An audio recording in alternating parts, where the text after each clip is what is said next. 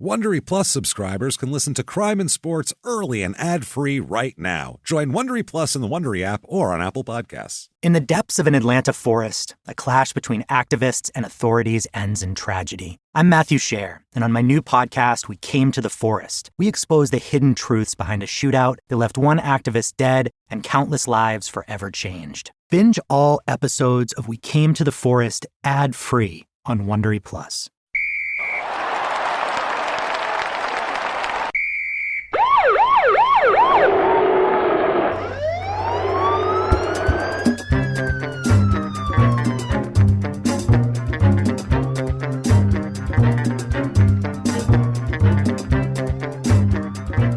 Hello, and welcome to Crime and Sports. Yay! Oh, yay indeed, Jimmy. Yay indeed. My name is James Petrogallo. I'm here with my co-host. I am Jimmy Wissman. Thank you, folks, so much for joining us today. We're excited. Dipping back into the brain damage sports once again.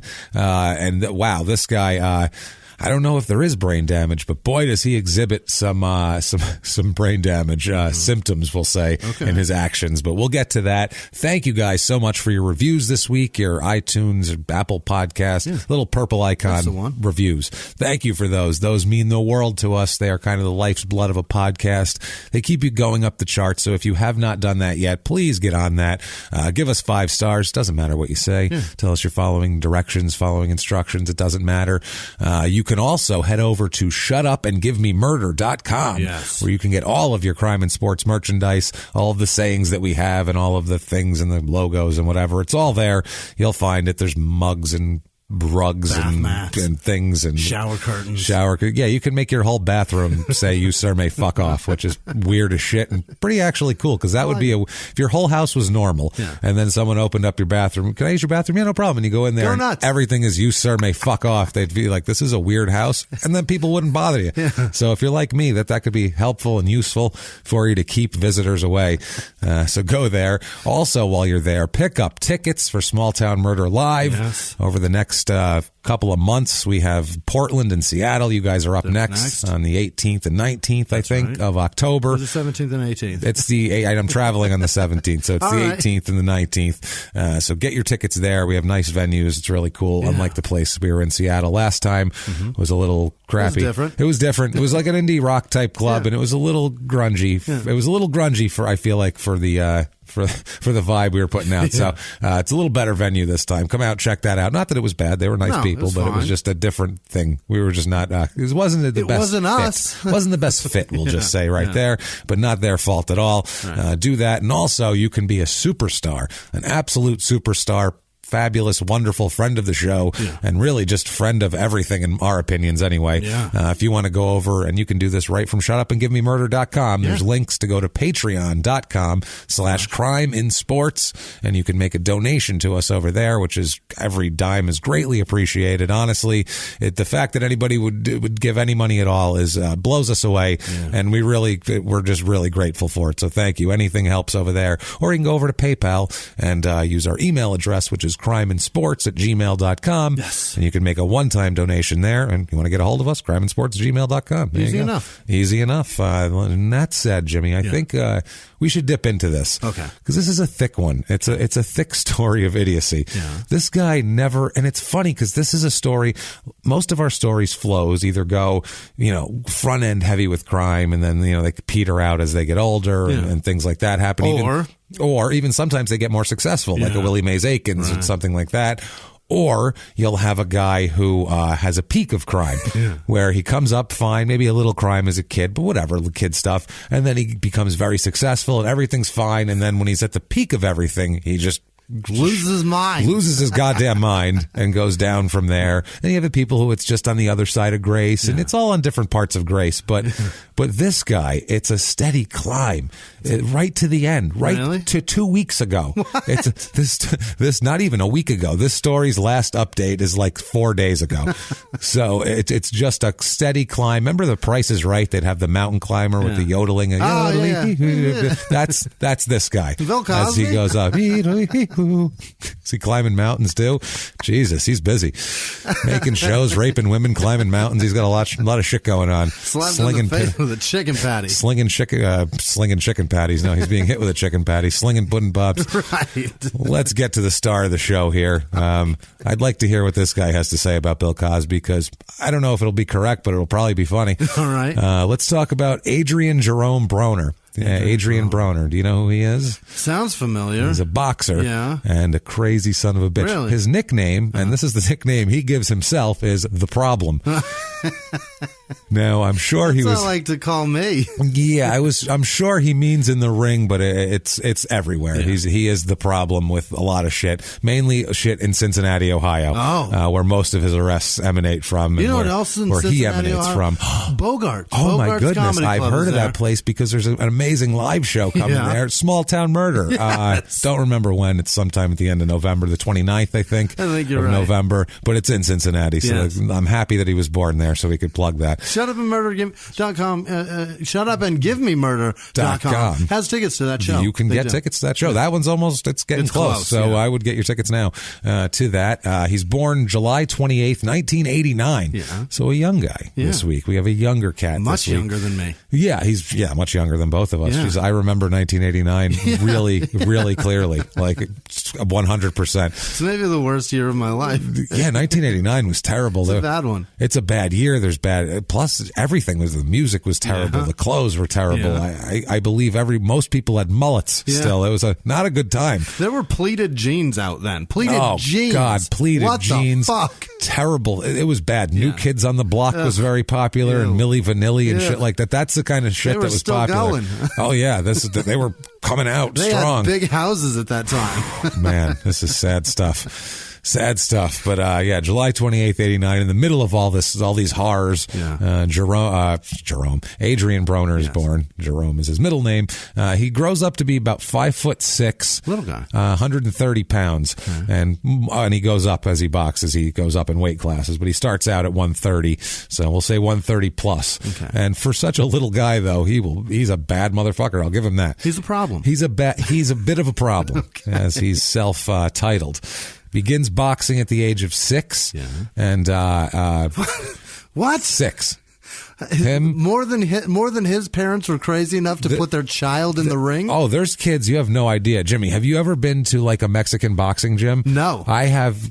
Long story, but I know this guy and he took me to this boxing gym. It's a long story anyway, because he was meeting with the guy. It's shady dealings were happening, and this is like sort of a prominent boxing gym in Phoenix, and it's in like the worst neighborhood ever. And I know where it's at. You know what I'm talking about. Yeah. And there were children there, hordes of them, doing crazy on their fist push-ups outside on the concrete. I know which one it is for sure. And then there's kids inside, and these kids were, they were small, but they were 5 to 12 years old, these kids. Tiny children. Is it the one where they run around the block too? I don't know if they run around the block, but I was just, it was there. Recently, I've seen a bad neighborhood gym with kids with taped up knuckles running around the street, and it looks like they're maybe running from trouble, which scares the fuck out of me. This place has produced prominent boxers. Okay. Like it's definitely the one I'm thinking famous. It's a famous place. Anyway, so there's I won't say that person was involved in shady dealings. It's all alleged. Never mind. Okay. Anyway, moving on. He has a twin brother named Andre who was also a boxer as a kid. So it's Andre and Adrien, and they're both boxers as kids. They both start out young. They're twins. Right. They both start out young, and it's a decent gym actually that he grows up boxing in, and we'll talk about it. This gym produced 2 Olympic boxers, so that's something. His dad's name was neither Andre nor Adrien, correct? No, there is, I think 10 children here. Holy shit! Yeah, so there's a lot of children. My God, this is a lot of kids. That sounds fucking horrific. There's a lot, 10 or 7, I don't remember. We'll get to it in a moment, but it's a lot. They grew up kind of in a shit area in the English Woods neighborhood of Cincinnati. It's apparently like projects. They seem to get right into it right away. boxing. And I think if you have that many kids, you're just like, I'll take them somewhere, get some fucking energy out of these twins. They're probably just beating each other constantly anyway. Yeah. They keep punching each other in the face. I'm going to put some gloves on them, okay? And if they're not fighting each other, they're definitely fighting other kids in the house. Oh, Jesus Christ. Can you imagine? There was 3 of us from time to time. Sometimes there was 4 of us because it was a fucked up house. Yeah, that happens. But the one constant was that me and my older sister were throwing blows constantly. Yeah, well, and if you had a twin, you'd be beating each other up, then teaming up on your sister. So that's how it would work there. So, it was the Millvale Recreation Center. That's where they got introduced to the whole thing. His first day there, they put him up against the the best fighter they had. Yeah. This is like how they do like not now, but how they used to do like in the 70s, like when people wanted to be wrestlers. They'd bring him in and have like the toughest guy in the territory like snap their ankle and see if they come back. If they come back, then hey, they might want it. They might want it. If not, fuck you. So they did the Hulk Hogan. They snapped his ankle. That's what happened. So, but this guy, this kid gets in. He's 6 years old. Right. He gets in the ring with the best boxer they have, and the kid beats the living shit out of him, obviously, because he's a 6-year-old kid who doesn't know what he's doing. Right. And he comes back the next day, though. How about that? They said, God damn it, not too bad. The guy who he fought was Raushee Warren, who fought for the U.S. in the Olympics in 2004, 8, and 12. Wow. So he's a real guy. A future Olympic boxer, so not too shabby. Now, he says his mom's name is Dorothy, and they call his dad Pops, and his dad is at least 4 bills. Like, his dad's a big boy. He's a big dude. You're like, damn, that's a big dude. He's just wide. He's a wide, big. Looks like he's tall. Yeah, he looks like a big, wide dude. Just not a guy you'd go push around or anything, So I don't know if that adds to the toughness here. That his dad was like a fucking somebody's shed outside, so you really couldn't. Guy had to be worried about fucking up in the house, I would think. Have you seen the Hard Knocks this year? I forget. Was it Tampa Bay? I think it's the Browns this year. Yes, it was the Browns, yes. Their offensive coordinator or the defensive. Doesn't matter.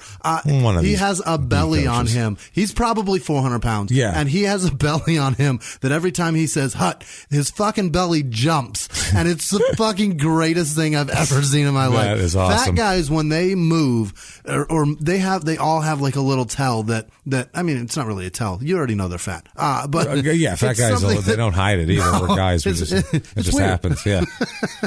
They'll be like, oh boy, I got to get me I'm going to get some food now. And while they're slapping their stomach, that's how guys handle it. Fat guys always have one thing that like their body responds to that's like, it not on purpose. It just does it. Yeah. And that guy's is his dance. I want to know what this guy's does. Yeah. What makes his titties bounce? Yeah. What makes those boobies bounce? What makes your nipples bounce, girl? So, Jesus Christ. So let's get it in their own words up front and out of the way here. Yeah. Let Adrien introduce himself to all of us here. In their own words, quote, "School didn't really work for me. What am I going to do? What am I going to do to be successful and provide for my family? I was like, I want to play basketball. I love basketball, but I'm too short. I'm not going to cooperate in school.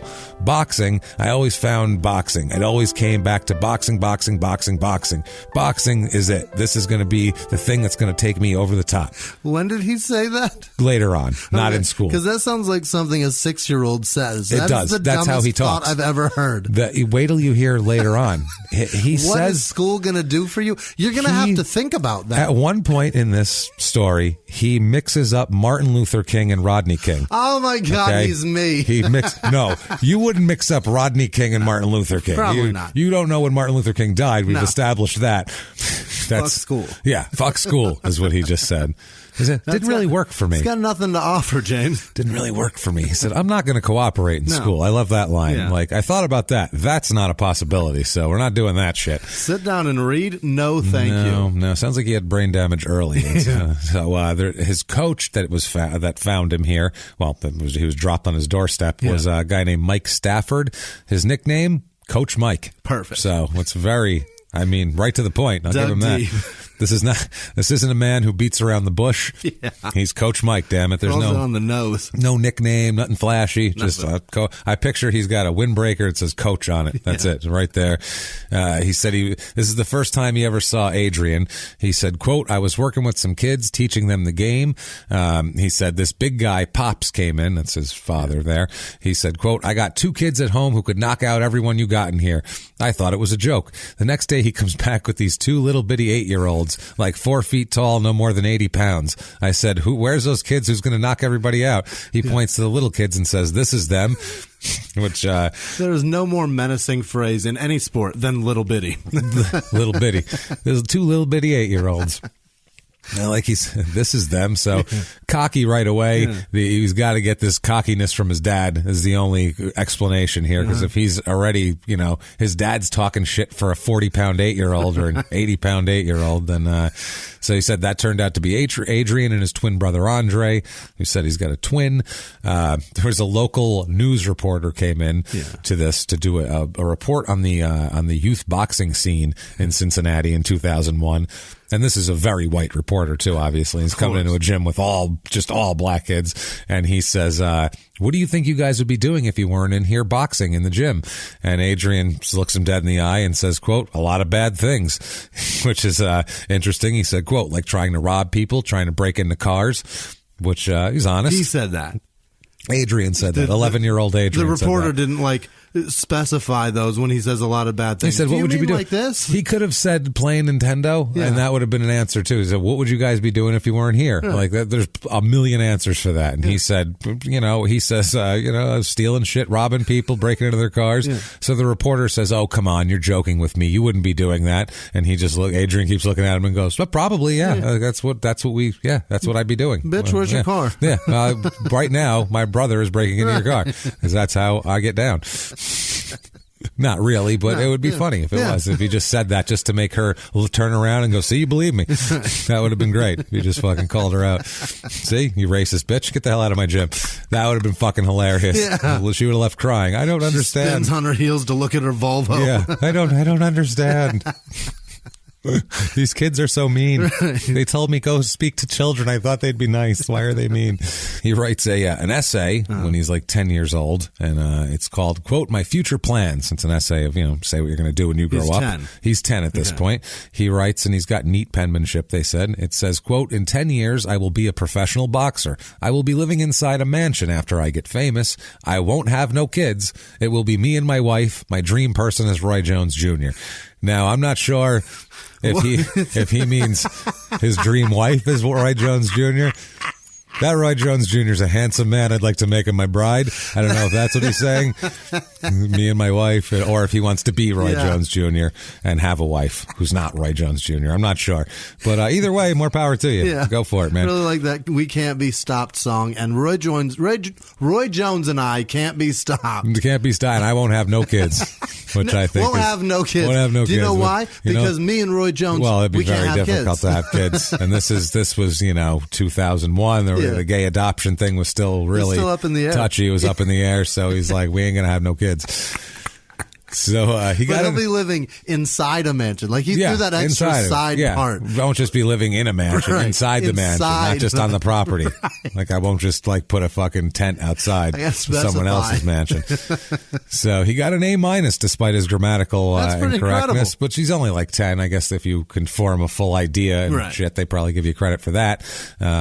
So his mother said that she cared for her other kids just as much as him. Her and Pops together have 10 kids. Okay. So it's not them together, but they have 10 kids between them. A few together, some without each other, but they're all kind of one big There's extra unit. Baby mamas and baby daddies, but exactly. But this is kind of the weird together. Brady unit, like Brady plus with 8 kids. Yeah. So it's, I guess, wasn't that a TV show? Yeah, 8 is enough. 8 is enough was 8 kids. John and Kate kids. Plus 8. There was that too. That was real though. That was assholes. Different. That was assholes, but that was actually real children who belonged to those people. Right. I don't think that one of the Van Pattens actually had 8 kids. Maybe he did. Maybe. I don't know. One of them directed episodes of Deadwood, which you won't watch. Never mind. So.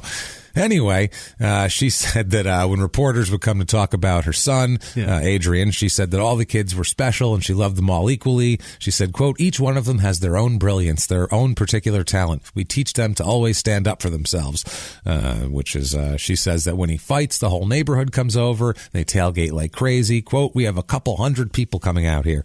So that might be the first tailgate reference I've ever heard for boxing. Yeah. Well, they do it at the house. I don't think they go. Oh, it's not even real. It's not even professional yet. He's just 10 boxing at home? No. This is later on. But when he has fights, they watch him on TV and have a big party, basically. Back a truck up into the front yard. Yeah. Roll the TV out. All that shit. Yeah. She said that later on he gets upset when when he first got famous, people would talk a lot of shit about him on the internet. Rightfully so, because he's a total asshole. And he's always getting arrested and saying crazy shit. And, confusing historical figures, as we'll get into. All right. It's pretty interesting. So she said, but quote, that's just him, center of attention. Hey, everyone, look at me. He's always been like that. Okay. So from a young age, 2002, he is the national silver gloves champion. Okay. That is the Golden Gloves younger division. Oh, okay. Golden Gloves is 16 and over. Silver Gloves is 10 to 15 years he wasn't old. Fighting like 80-year-old people. No, it wasn't. Yeah, he wasn't like fighting grandma. Right. We're going to have, that would be amazing. Elderly versus youth fights. A 10-year-old versus like an 80-year-old man. I'd watch that. Now we're on to something. That's yes. a fucking sport. It can't be legal in any way because you're not allowed to punch a kid or an old person. But if we could somehow get this in international waters or something, this could be entertaining. I mean, it's not bad. That's something right there. I don't. But they could punch each other, maybe, because you can't punch. Can you punch a little person? Can you do that? I don't know if that's legal. If they're a fucking adult, I don't see why not. I don't know if that's legal or not. But you can have little people punch little people. It would be discriminatory not to. What am I going to not punch them just because they're small? That would be discriminatory. First of all, inclusive punching. You wouldn't punch, you kick in the chest. It's a lot easier. I mean, you think about the physics of the whole thing, although the downward motion would give you extra force. Yeah. That aside, I feel like down on that big bulbous beautiful ass. I feel like though an adult's an adult, and I would feel wrong giving anyone for any reason. That would be ridiculous. So So if you're a little person and you're talking shit, I'm gonna knock you out. That's all there is to it. No, I'm just kidding. I'm fine with that. So anyway, she said, he's always been like that. He's the champ here. He starts a weird thing with. Okay. He's got this, he brushes his hair after matches. Okay. He runs a brush through his hair like he's like Eddie Murphy in Harlem Nights or something. Like he's from a different time. Yeah. Like it's just from like the hair. It's weird. Okay. It's kind of like this, like cocky, but like a 60s cocky, weird. I don't even know how to describe the way he does it, but it's his shtick, basically. That's his thing. That's his thing that he does. And his father here, Pops, says, quote, "Twin's got this wavy scalp and he's always brushing it. That boy never seen a mirror he didn't love. One day he was in a hurry and he's there brushing. So I said, hey, you win tonight. I'll brush your damn hair in the ring in front of everybody. He won and we kept it up. Now it's just part of the show. Every time he wins, he says, Pops, brush my hair." And so he brushes it, or his dad does? Pops comes out with, he's got gloves on, so he can't brush his hair. That's a good point. He comes out and has Pops brush his hair for him. And he can't really carry a brush around. It's kind of hard, yeah. If he could somehow pull a brush out of his shorts, that would be impressive. That's impressive. So they call him Twin? What do they call the other one? Twin 2? You know what? That's like a thing 1 and thing 2? I don't know. There's no even 1 or 2. It's just twins. Just twin. Twins got this. I guess if he knows we're talking about Adrien, if they're in the house, maybe they have a different handle. Maybe he's Twin outside the house, but if he's in the house, he's like, they got a different name for him. They call him like, Little Peanut or like some shit like that because he likes peanut butter or something. They just forgot his name though. Like there are 10 of these motherfuckers. Just Twin is whatever. Fine. Twin, the other one, the other twin, like Goldie Hawn and Overboard. Twin, Twin. Roy. One of my favorite lines ever. Roy. So anyway,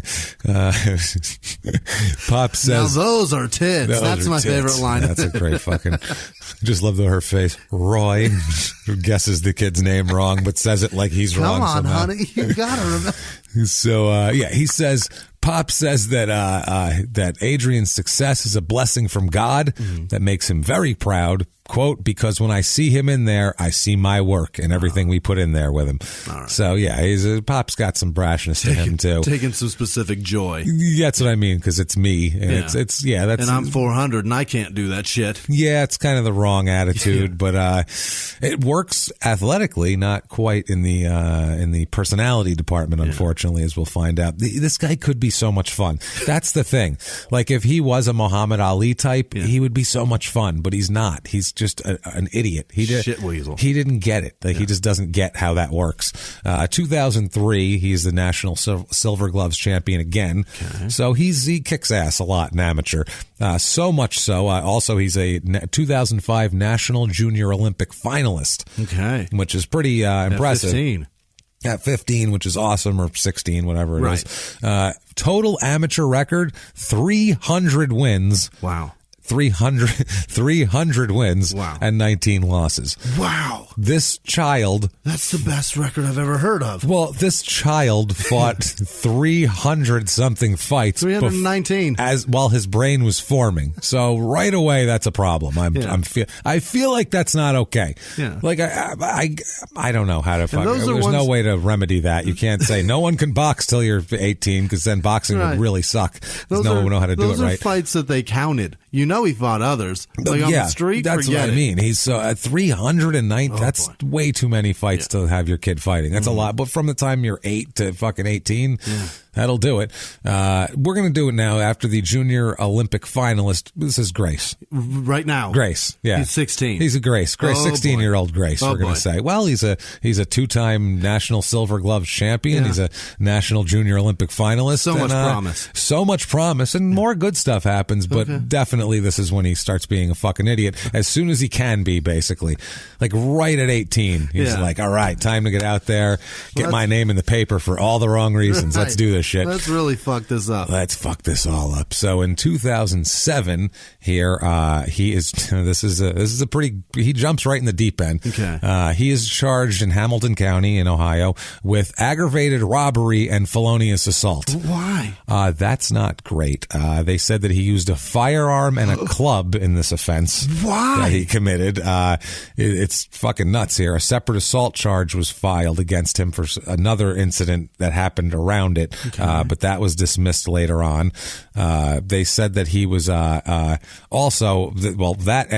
charges ended up being dismissed from this, which is he gets out of it. He's felony charges are dropped. Aggravated robbery and felonious assault dropped. Wow. Yeah, when they said he used a gun and a club, and they just drop it against him, which that's lucky. That's pretty lucky. Yeah. Maybe Coach Mike has some sway. I have no fucking idea. So, and that could be it too. They could be saying, "Hey, this is the first time he's got in trouble. Yeah. He's a good kid. He's in the boxing gym every day. He's going to go to the Olympics. Yeah. This is going to mess his whole career, his whole life up. Yeah. And he's just an idiot. And he's 17 and blah blah blah." And a lot of times they'll let it get off on that, and sometimes that works out good.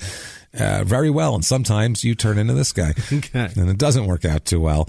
Even the separate assault charge was pushed off. Then another incident, he is caught unlawfully carrying, this is also 2007, a .32 caliber Smith & Wesson revolver and intimidating a witness. These are in separate incidents, not even the same incident. Who is he intimidating witnesses for now? For somebody else that he knew. He was intimidating. He was talking shit, trying to get somebody to take back what they said to the police. Which isn't a smart move if you're trying to be an Olympian. Yeah. And also carrying a gun, too, which is also not terrific if you're underage and everything else. Oh, by the way, a domestic violence charge was also leveled against him that year. Who's he fighting? Someone in the house. One of the 10 kids, Pops, Dorothy, who the fuck knows? Andre, at this point, who knows? A girlfriend? Yep, it's possible. He's 18. Yeah. I mean, he probably moved out, I assume. A girlfriend, I don't know what the fuck it was here.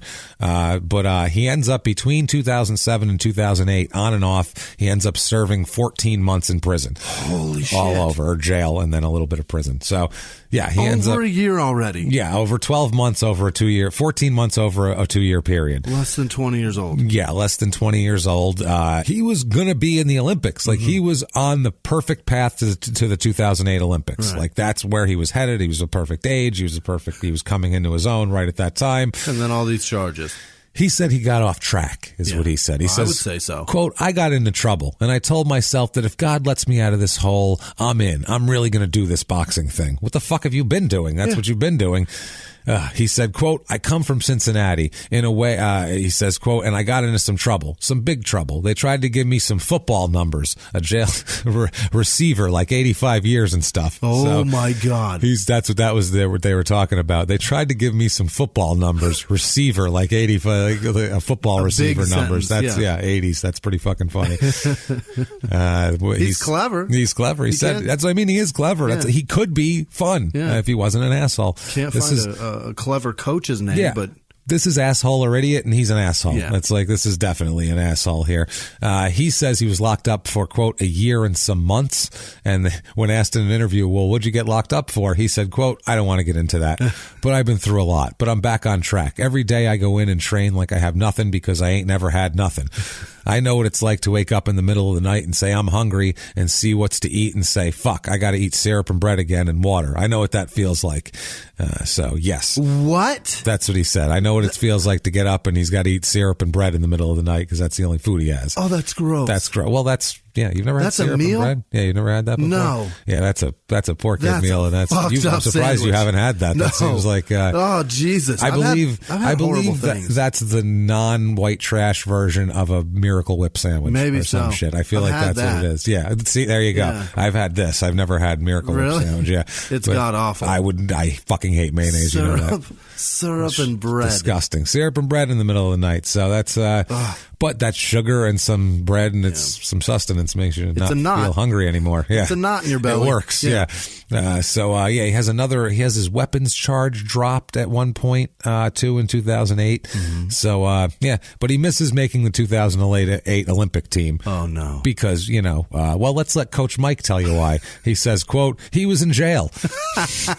They had him facing like 20 years on robbery and gun charges. Of the 25 kids or so who came to me around Adrien's time, 3 or 4 are dead and most of the others are in jail or on the street. Oh boy. So that's a real gangster ass neighborhood, isn't it? It is, yeah. He comes from a fucking bad area here. Yeah. And May 31st, 2008, with no Olympic prospects in sight, he goes pro.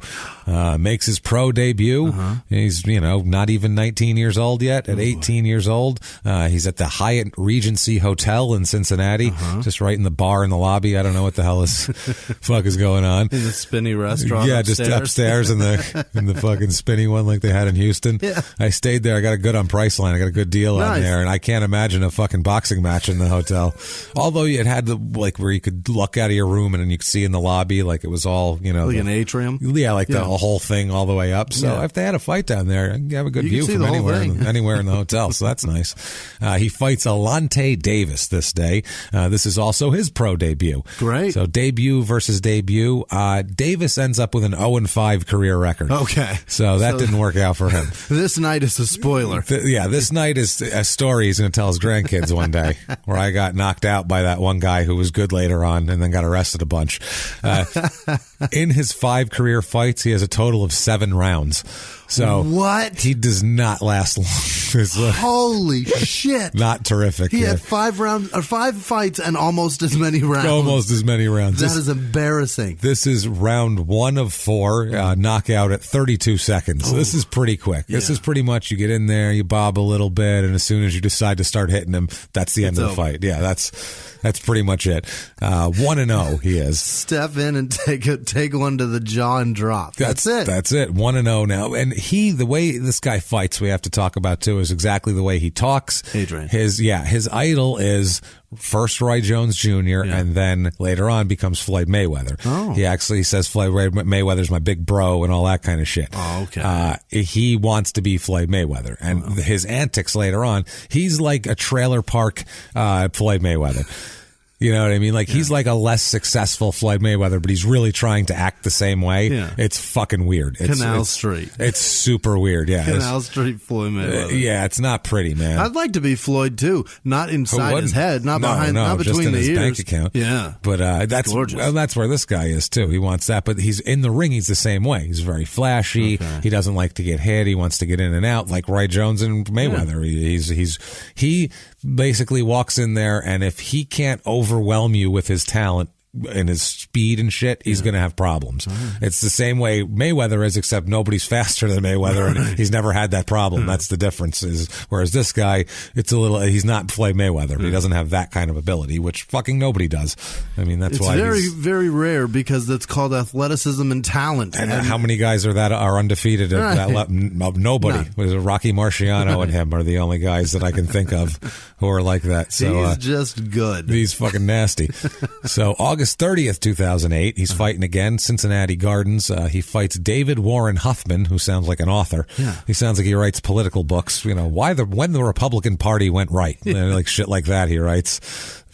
Jesus, this guy comes in 0-1. Yeah. Okay. Tweed boxing shorts. He came in with patches on his elbows. Yeah. And then they had to take it off to put the gloves on. It wasn't even a jacket. It was just patches on his elbows. Just patches on his elbows, just corduroy patches. This guy loses his first 9 fights. Wow. And then wins 1 and then loses 2 more. And then has he has a 4-22 career record total. But this is only his second fight, and he's TKO'd in a minute 20. So not a good career choice, David Warren Huff. Go back to the typewriter. Yeah. Put your fucking next novel out. 2-0 for Adrien. September 27, 2008, he's at the Home Depot Center in Carson, California, fighting Ramon Flores, who has a 3-16 career record. He goes through the biggest lot of tomato cans ever, this guy. And we'll skip over a few of them and lump them together so we don't have to talk about a shitload of terrible fights. But in the 1980s, a rosé swept the country. Hey, Mike, I really like this White Zinfandel. Well, good. Now put it down. We're going to try another one. White Zin became America's top-selling wine. But most don't know that this sweet drink has a sour history. What began in 1986 with counterfeit bottles, a big fraud, a multi-million-dollar fraud, sent investigators chasing one of the most powerful families in the business, the Licciardis. But the closer the feds got to them, the more dangerous things became. It's a story of deceit. At the time, I was paranoid. Threats. You touch my kids, I will kill you. And murder. With a .22 caliber bullet to the head. What started with a scheme to mislabel wine spilled into a blood-soaked battle for succession. Welcome to Bloodvines. You can binge listen to Bloodvines exclusively and ad-free on Wondery Plus. Join Wondery Plus in the Wondery app, Apple Podcasts, or Spotify. In the 1980s, a rosé swept the country. Hey, Mike, I really like this White Zinfandel. Well, good. Now put it down. We're going to try another one. White Zin became America's top-selling wine. But most don't know that this sweet drink has a sour history. What began in 1986 with counterfeit bottles, a big fraud, a multi-million-dollar fraud, sent investigators chasing one of the most powerful families in the business, the Licciardis. But the closer the feds got to them, the more dangerous things became. It's a story of deceit. At the time, I was paranoid. Threats. You touch my kids, I will kill you. And murder. With a .22 caliber bullet to the head. What started with a scheme to mislabel wine spilled into a blood-soaked battle for succession. Welcome to Bloodvines. You can binge listen to Bloodvines exclusively and ad-free on Wondery Plus. Join Wondery Plus in the Wondery app, Apple Podcasts, or Spotify. This is a first-round knockout at 211. So he's knocking everybody out in the first round. Getting a lot of confidence. Yeah, and fighting quick, too. He fought in August. He fights in September. Now he's going to fight in November. But he's not really getting hit. That's the thing. He's not really going distances. This is the MGM in Las Vegas now. So now we're talking a big-time arena. He fights Terrence Jett, who is a 4-15 career fighter. He loses 8 of his last 9 fights of his career. Jett? Jett. And this is one of them. This is a TKO, but it goes all the way to the 6th round. That's not good. This is round 6 of 6, 33 seconds. So, and he keeps coming up. We'll find this when he gets like a weird journeyman who can take. It's strange. Who he can't really knock out. They'll go the distance with him. Like it's very strange. Like he doesn't.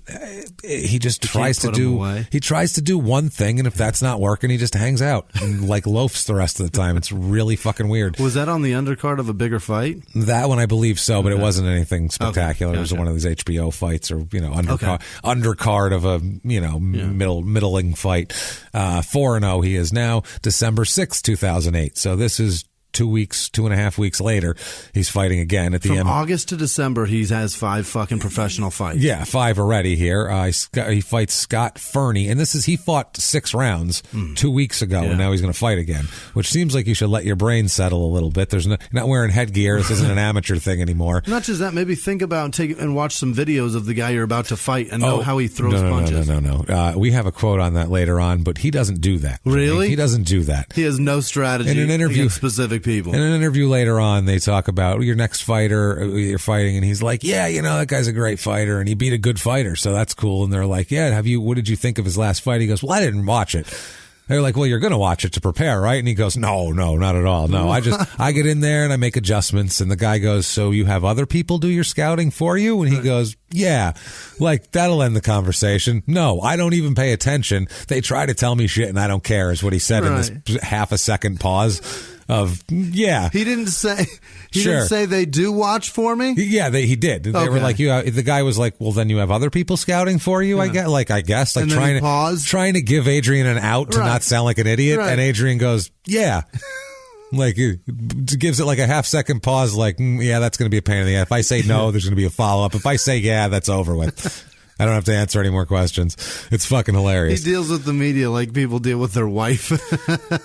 He tries to like make jokes. Yeah. It's weird, man. He's a weird dude. Wow. He fights Scott Fernie on December 6th, who's a 3-12 career fighter. So another just up and coming contender. TKO in round 1 at 114. So he's padding his numbers here. 5-0. He fights in Cincinnati, his hometown, December 27th. So 3 weeks later. So this is three fights. Christmas? This is 3 fights in 1 month. Wow. In a month and 5 days. 35 days he's fought 3 times now. Mm-hmm. He fights at home at the Cintas Center in Cincy. Uniform company. I've seen the logo. Mm-hmm. He fights Eric Ricker. This is Ricker's 3rd fight of his career of a 2-12 career. So 2 wins, 12 losses total in his career. Yeah. The fight is stopped in the 2nd round when Adrien shoves him out of the ring. What? This guy takes a dump out of the ring. He dumps out of the ring. Yeah. Like Adrien shoves him and he goes flying through the ropes. Okay. And that's the end of the fight? That's the end of the fight. The ref DQs Adrien and gives Ricker the win. Ouch. But it's later ruled no contest by the governing body. Oh, Jesus! So it's both. They go, well, we have a fighter who's kind of like him. He's a draw, and this guy is a piece of shit. Right. So why are we going to give this guy a win? No contest, never happened. Right. Not even a draw, just no contest, never happened. So still 5-0. After that, even though he should be 5-1. Yeah. January 24th, 2009. He's at the Staples Center. So this is like a month later. He fights Luis Alfred Lugo, who is a 14-27-1 fighter. He's fought a while. That's a veteran. That's a guy who can give anybody kind of guys like that. Journeyman sometimes will give somebody trouble. They just know how to stick in there. He wins by unanimous decision. It goes all 6 rounds. So Adrien takes it, but it goes all 6 rounds. And this is 4 fights in 2 months, and 2 of them have been 6-rounders. That's tough. So he took some shots in that fight too. March 14th, 2009. Just keep them coming. Again, March 14th, 2009, the Duke Energy Convention Center in Cincy. He fights Eric Ricker again. The Revenge of Ricker. Yeah. This one goes all 6 rounds. So this Ricker guy is a piece of shit 2-win career fighter, but yet he frustrates Broner to the point where he dumps him out of the ring in one fight and then goes the distance with him in another. So I'm surprised Adrien probably wants to break this guy's fucking legs. He must be so angry at him. So push him out the ring at least or a moving car or something. So now he's 7-0. Adrien is. April 4th now, less than a month later, 2009. He's fighting in Austin, Texas against Angel Rodriguez, who's a 5-8 career fighter. Okay. Again, these guys are all just prodigies. Yeah. This is tomato can central. Yeah. This is a 4th round TKO. Adrien wins by 23 seconds in. He's 8-0 now. May 8th, 2009. This is at the Sundance Square in Fort Worth. He fights Fernando Quintero, who is 7-0-1 coming in. These are the guys I love. Okay. 7-0-1 coming in. So this is hot shit. Like, he's a decent fighter too. Adrien's 8-0. Okay. So this is like a 7-0 fighter. Yeah, this is a great one to watch. This is something. Okay, it's stopped in the 8th for a medical decision, doctor stoppage in the 8th round. Adrien wins, and Quintero never fights again. Never ever again. Never again. So 7-1-1 record, and I couldn't really find much like information on this guy because he was just a guy who's. Did Adrien pop his fucking eyeball out? I don't know if he fucking gave him some sort of one fight brain damage, knocked a blood clot loose. I don't know what the fuck happened. To retina? Or if this guy just decided, like maybe he fought a bunch of easy fighters and then he fought this guy and realized, fuck, I don't have this, and why get beat up for my whole life? Maybe Fernando Quintero's the smartest man in boxing. Realized that this is a problem. Yeah. Like, this guy just fucked me up. Right. I don't see right. I don't remember my kid's first name. This shit is wrong. That's the thing about boxing, is that when you lose one, you right now know that you're at least not the best in the world. Yeah. You know, like, ooh, know what I mean? I thought I was better than I am. You know that. Yeah. And if you really get beat bad, you got to go, fuck. Yeah. Wow. And, why did I do this? Shit. What, am I that shitty? That's got to be the only profession on earth where you lose and you gotta really reevaluate your choice in career path. Yeah, imagine if every time a quarterback lost a game, they did that. Like, shit, I don't know if I got it this way. We just don't have it. Because you're allowed to, in football, 1 week you're on, 1 week you're off. It's a little boxing. It's like you have to be perfect all the time, or people beat you half to death. Or you're going to fucking drool when you smile if you're not perfect every time. It's a crazy goddamn sport. So Quintero looks quits. Like you just left the dentist's office every day, every damn time, all the time. Quintero figured it out. I like smiling with teeth. Yeah, this is great. I don't want to be fucking Bubba from Forrest Gump. I don't want that right now. Or Forrest Gump for that matter. I don't want to catalog every shrimp dish ever, and that's the only thing I have in my head that's smart to say. That's what I was thinking. Was like the repetitive thing, but then Forrest Gump's the same way. So they were quite the couple, those two. I don't know why the repetitive thing popped in. But June 27th, 2009. So next month, he fights. He's in the Staples Center this time. In L.A. Fighting William Kickett. Is this guy's name? Kickett. That's a cool name. Bill Kickett. He's coming off his second country album. He said, I'm going to give this boxing thing a try. Willie Kickett. How about that? Willie Kickett. Willie gonna kick it. You bet he will. Yes, you can. Can I kick it? But never mind. Sorry. A Tribe Called Quest reference in on you. That's the hillbilly version of Can I Kick It? Yeah. Willie Kickett. Willie Kickett, yeah. Can I kick it? Well, will he kick it? I don't know. So that's fucked up. That's two sides not communicating right with each other. Willie Kickett, you're darn tootin'. Well, Willie Kickett has been tooting his way to a 15-1 record coming in. Okay, it's not bad. He will kick it. He's going to kick it. Yeah. So, but in his whole career, he ends up 18-2. Ooh. So this is the beginning of the end for him here. Once again, one of those things where he said, maybe not. Maybe not. He lost this fight and then won 2 more. Yeah. But then still, or won 3 more, but then still gave it up. No. This is a knockout in round 6 at 2:58, right before the end of the round. Now this is 10-0 for Adrien. There's something about a knockout that changes a boxer too. Yeah. When a boxer gets knocked out, they don't have this. They just never have the same swagger again. Yeah. They really don't. Yeah. It's just a weird thing. Tyson even went from having an air of invincibility to the same menacingness, but not the same.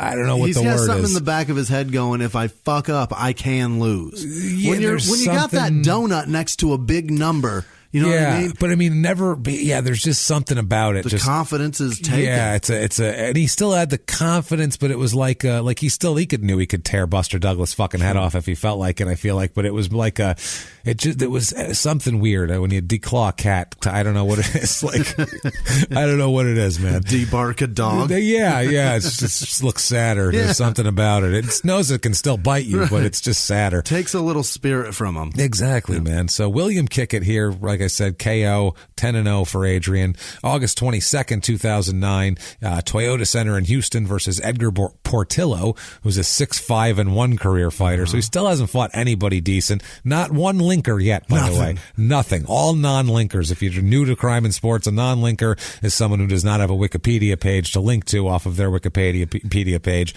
And I know Boxer Rec, you look at, that's where I find everybody else's fucking stats. So please stop tweeting me that after I give you you gave him all the stats. Anonymous boxer's stats, and I say he's a non-linker, and they go, if you want to find out about him, you can go to Boxer. I know. That's how I gave you how many fights he had. If he didn't have a link, how the fuck else would I know that? Jesus, thank you, though. I appreciate the tip. The point is that his name is not highlighted on Wikipedia, so you can't get the information through Wikipedia. You have to take another avenue. The point is that he's not very well known in the world because he doesn't have a Wikipedia page and he's a professional boxer. So that's all I'm saying. And I don't either, so I don't care. But he doesn't either. I'm not boxing people. I have the same amount of Wikipedia pages as these guys. Exactly. So, exactly. So this is a TKO in round 1 at 137. So just a quick little little fun fight for him. Yeah. He's 11-0 now. Next fight, we'll run through the next three real quick. He fights a guy named Henry White Jr., who's 4-3 coming in, and he's knocked out by Adrien quickly, and then he quits. That's it. Last fight of his career, done deal. 4-4 career. We find a guy named Tommy Atencio, who's a 7-7 career guy. I like who this little eye tie. Yeah, I think he's Dominican Italian or something. Actually, no, but his name could be Tommaso or Tommy with the fucking vowel on the end. Tumaroso. That's Italian. Atencio is, and it's not. I don't think he is, but he might be. 7-7. This is another knockout, and then he fights Robert Acevedo, who's a 13-19 career fighter, and he beats him by TKO. So 14-0. At this point.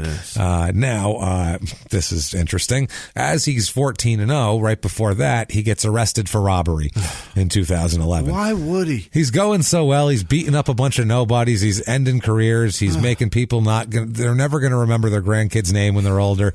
And he's fighting every couple of days. How does he even have time to rob anybody? Well, this is a weird thing, too. There's no real details available. This one got swept under the rug here like a lot of them did. It's an alleged purse snatching, though. The legend of it is that it was an older woman and blah, blah, blah, but then it came out that that's not true, and it's all cloudy, but it's an alleged purse snatching is all we got out of it. Now, we don't know if that's like a J.R. Ryder taking his girlfriend's purse to get his keys out. And it's still a robbery or whatever, but I don't know if he went to some random lady on the street and snatched her purse and ran away. Ran down the road. That's a lot different than if you were wrestling with a spouse over a purse. Not much better, but different. So not a lot of details available there. But it doesn't matter because on May 14th, 2010, he fights at the Paradise Theater in the Bronx in New York. Okay. So not a lot of paradise in the Bronx in New York. I'll tell you that right now. But hey, my family's from the Bronx. Love the Bronx, but paradise I wouldn't call it. Yeah. That's not exactly the first word that comes to mind there. So he fights Rafael Laura. This guy won the first 11 fights of his career, and then he lost 2 more. He comes in 11-2. So he wins 11, loses 2, and then comes in and loses this fight, TKO round 1 to Adrien, and never wins another fight. Ends his career 11-8. Oh, no. So he won his first 11 and then lost his last 8 and retired. Can you imagine? That's he must have felt good when he was 11-0. Think about that.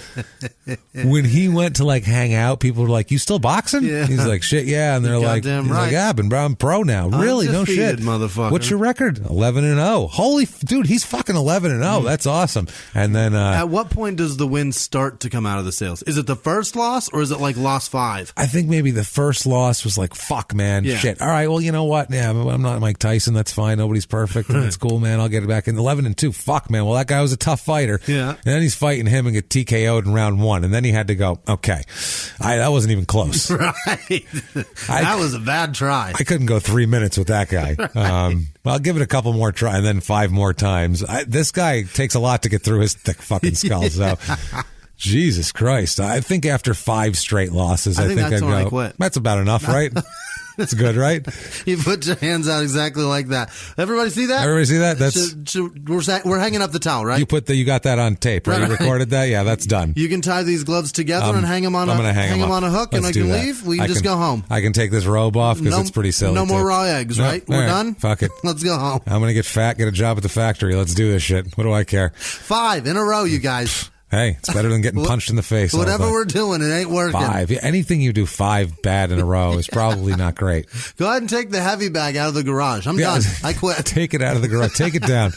No, take it down. That's okay. We're going to take, the whole structure. We'll build a seesaw set out of it. I'm not going to fucking do this anymore. We'll use the swivel for the piñatas at the birthdays. But outside of that, fuck it. Honey, guess what? The basement's a rec room again. Enjoy. Remember how you like sewing? Do you remember that? I got a whole room for you. It's all yours. It's all yours. Put a foosball table down there for the kids. It's going to stink for a little bit. You'll get it out. But it's yours. Febreze it a little. I love you. Tell you. Love you. Have a good one. I'm going to go sit on the fucking couch and ice my face for 2 weeks. Because it still 5 hurts. losses, baby. It still hurts. You understand what 5 losses feels like?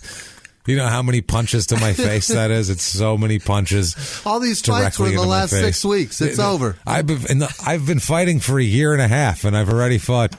It's so many fights. I don't even remember them. I don't. I forgot my address the other day. Thank fuck for Uber. I just put that last place. Boom, there. I hope it's that one. Hope this isn't an airport. Yeah, that would suck. That would suck. So, this guy is done anyway. Yeah. Laura. June 19th, 2010, he fights. He's in Cincinnati again. This is for the vacant title of the WBC Youth Intercontinental Super Featherweight title. Wow, that's a long one. Fuck, that's a lot. Youth Intercontinental Super Featherweight. That sounds like some sort of Japanese wrestling title. That's insane. Youth Intercontinental. It's a big belt. So you have to be young and inside the States. That's very specific. It's not a world title. They're going to abbreviate that on the belt. I would think so. The YISFT, which doesn't have any flow to it whatsoever. He fights Carlos Claudio. Still no linkers, by the way. This is fucking his 16th fight. Still no linkers. This guy is 17-0 or 17-10 in his career total. This is stopped in the 6th round. Win for Adrien, 16-0. September 4th, 2010 at the Hamilton Fairgrounds in Cincinnati, where dreams come true. You bet they do. At the fair, right next to the fucking Tilt-A-Whirl.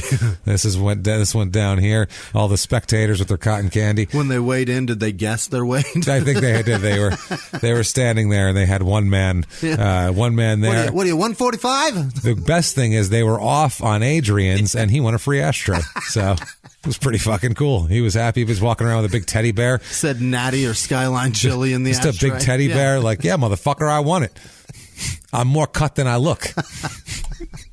Muscle weighs more than fat, bitch. So here he's fighting Guillermo Sanchez, who's 11-1-1 coming in. So promising start to his career. His career finishes at 15-20-1 though, so it doesn't quite finish as well. He goes 4-19 from this fight on.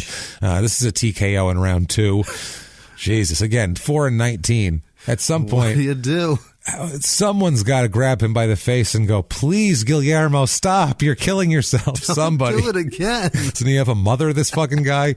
Jesus. Guillermo, please. Somebody to speak Spanish right in his face. Why do you do this to yourself? Why?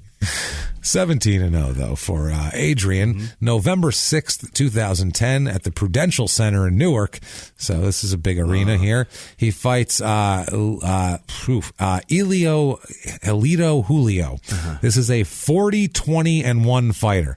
His career. So this is a journeyman, and he's a slugfest. And he's won twice as many as he's lost. So this is a guy you don't take lightly, but he's 40 years old right here. And this is the last fight of his career. As he's TKO'd in round 1. And he says, well, I've had enough. I feel like when the ref stopped the fight and waved it off, he looked around, looked to his corner, left to right, then looked like motion for an imaginary watch on his wrists and go, yeah, that's about it. And fucking took a hike out of the ring. Like, yep, that's going to do. Like, shook his leg and dropped his bowels out of it and just walked right out. Never mind. Like, I got to be somewhere. I'm going to get the fuck out of here, and just never came back. 40 years old. 40. I'm 37. I can't imagine going get punched in the face for a while right now. No. Have a professional fighter pound on your skull. How's that sound? Jesus. It sounds sore is what it sounds like. So, TKO round 1, 18-0 for Mr. Broner here. Yeah. January 15th, 2011, back in Cincinnati, and he fights in Cincinnati a lot, as much as he can. Yeah. And he says later on, I always get stoppages when I fight in Cincinnati. So I don't know if he's saying that he's getting a hometown break, or if he's just if he's stronger in Cincinnati. Just lucky. Yeah, or luckier. He fights John Revish. By the way, he fights more white boxers than anybody I've ever fucking seen in my life. I didn't know this many white boxers existed in this day and age for this guy to dig out of the woodwork and beat the shit out of. And I know you might be saying that's racist, but it's true. Yeah. White boxers suck for the most part. Terrible. Look at the fucking records. They're not as good. So if I see a guy fighting a bunch of white boxers, I'm leery of when he starts fighting Dominicans and shit like that, because they're going to fuck him up.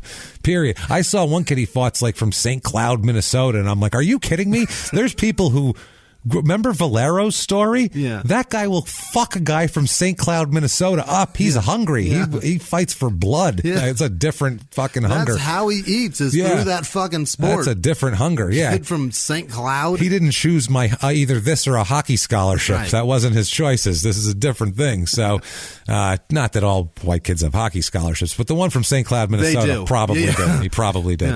10-1-2 coming in, this Revish is. He finishes his career, now mind you, 10-1-2 coming in. Yeah. Final record, 10-12-2. So 11 straight fights. in a row. He loses 11 straight fights and then says, okay, that'll do. Yeah. I started out great, but this isn't working. St. Cloud sounds beautiful. This is nice. The fuck home. This is stopped in round 1. This should have been the end right here. 19-0 for Adrien. March 5th, 2011, the Honda Center in Anaheim. Any time you're playing in an arena named after a major automobile company, you're doing better. He fights. This is their first linker, by the way. Hey, drop 1. the balloons. 19 wins. 20th fight is his first linker. Wow. So I think that was his plan. Yeah. I'm going to fight. It was somebody's plan. He's like, well, no Wikipedia pages till fight 20. That was Coach Mike told him that shit. Let me give you some advice. Now, most of my fighters end up dead or in jail. Right. You need to that. The problem is they fight these damn Wikipedia linked fighters way too damn early. They get beat, they retire. That's what happens. Now we're going to hold you off.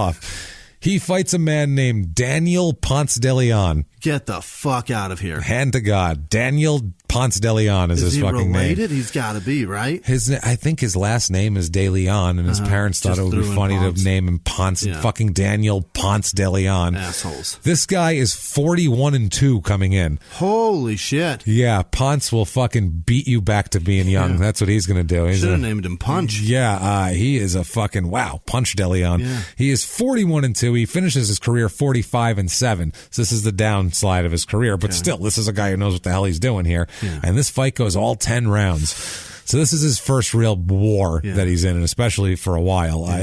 This is a unanimous decision for Adrien. Wow. So he does control the fight most of the time with his speed and his quickness and the ability to get away from a guy who's fought 45 fucking times already. Hanging in there. 20-0 for Adrien. June 18th, 2011. This is where he fights the guy from Minnesota. This is in Guadalajara, Mexico, where a guy from Cincinnati and a white kid from Minnesota are fighting each other, which makes no goddamn sense. But this kid is Jason Litzow. He's 28-2 coming in, which is fucking phenomenal. He's a really good fighter, actually, when you look at his who he's fought and shit, too. 30 wins, 3 losses, 1 draw career. But he gets TKO'd in the first round. How about that? In this one, I feel like he forgot that when you go to Mexico that you can't have ice either. Right. And so he was just very dehydrated. Gaunt. The rest of his career was fine, and in this one he dies. I've been shitting myself silly. Adrien came in and pounded the piss out of him, and that was that. You ever eaten in Mexico? It's all fucked up. I went with friends to the beach, and I brought clam chowder in cans because we were going to fucking camp, and I'm going to make it in Who brings clam chowder to the beach? I'm an idiot. That's the weirdest thing I've ever heard anyone bring to a beach. And I went into the ocean. I love clam chowder. And we were swimming, and I found clams, and I'm like, I'm putting these in my clam chowder. Terrible idea. And I shat for fucking 3 days straight. Whoa, what was wrong with the clams? It was in the bay of in Mexico. Water, in fresh water. No, in the ocean. In the ocean? That gulf, that should be able long to eat peninsula those. that goes down on the side. Yeah. It's that water that sticks up in there. God. Where Rocky Point, don't eat Rocky Point anything. I wouldn't eat anything from. I don't want anything from there. Well, it was bad. It was a bad idea. People eat blue crabs from Maryland. It 3 can't days. be much worse. 3 days of just constant shitting. You probably did something else too. Well, I drank a lot of their Tecate too. Hold on a second. You just blamed clams for having the shits when you drank Tecate for 3 days? 3 days. Well, that's how I was trying to get water back in me. Tecate. Tecate means flush in Mexican in Spanish. You understand that? That means flush. You gotta fucking. I did a Mexican cleanse. That's what I did. That's what you did. That's what it's called. Cleanses. 3 days of Tecate. Tecate and clams. Good Bay God. clams. Bay clams and Tecate. The Mexican cleanse. Flush. I was so pale. Oh, I bet you were. And we drove my sounds like truck. a fucking nightmare. Yeah, my friends. What the hell's wrong with you? They had to drive me back home. I had zero energy. I couldn't lift my arms up or press a gas pedal.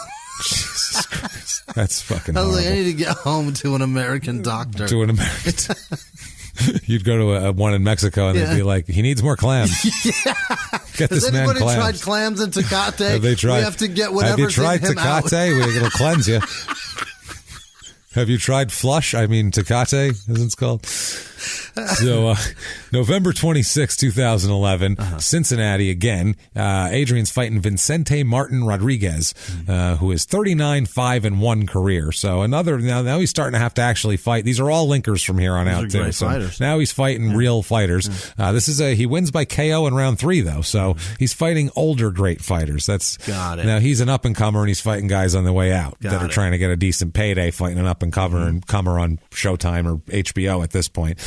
He wins the vacant WBO super featherweight title. Okay, at this that's point. a title. That's a title. That's something. There's no youth or intercontinental or no qualifiers on that one. Just super featherweight. That's straight across. Straight across. 22-0 he is now. February 15th, 2012, in St. Louis, he fights Eloy Perez, who is 23-0-2 coming in. So undefeated, and he's 22-0 coming in, Adrien. So this is a huge fight. Somebody's leaving with a 1. Yep.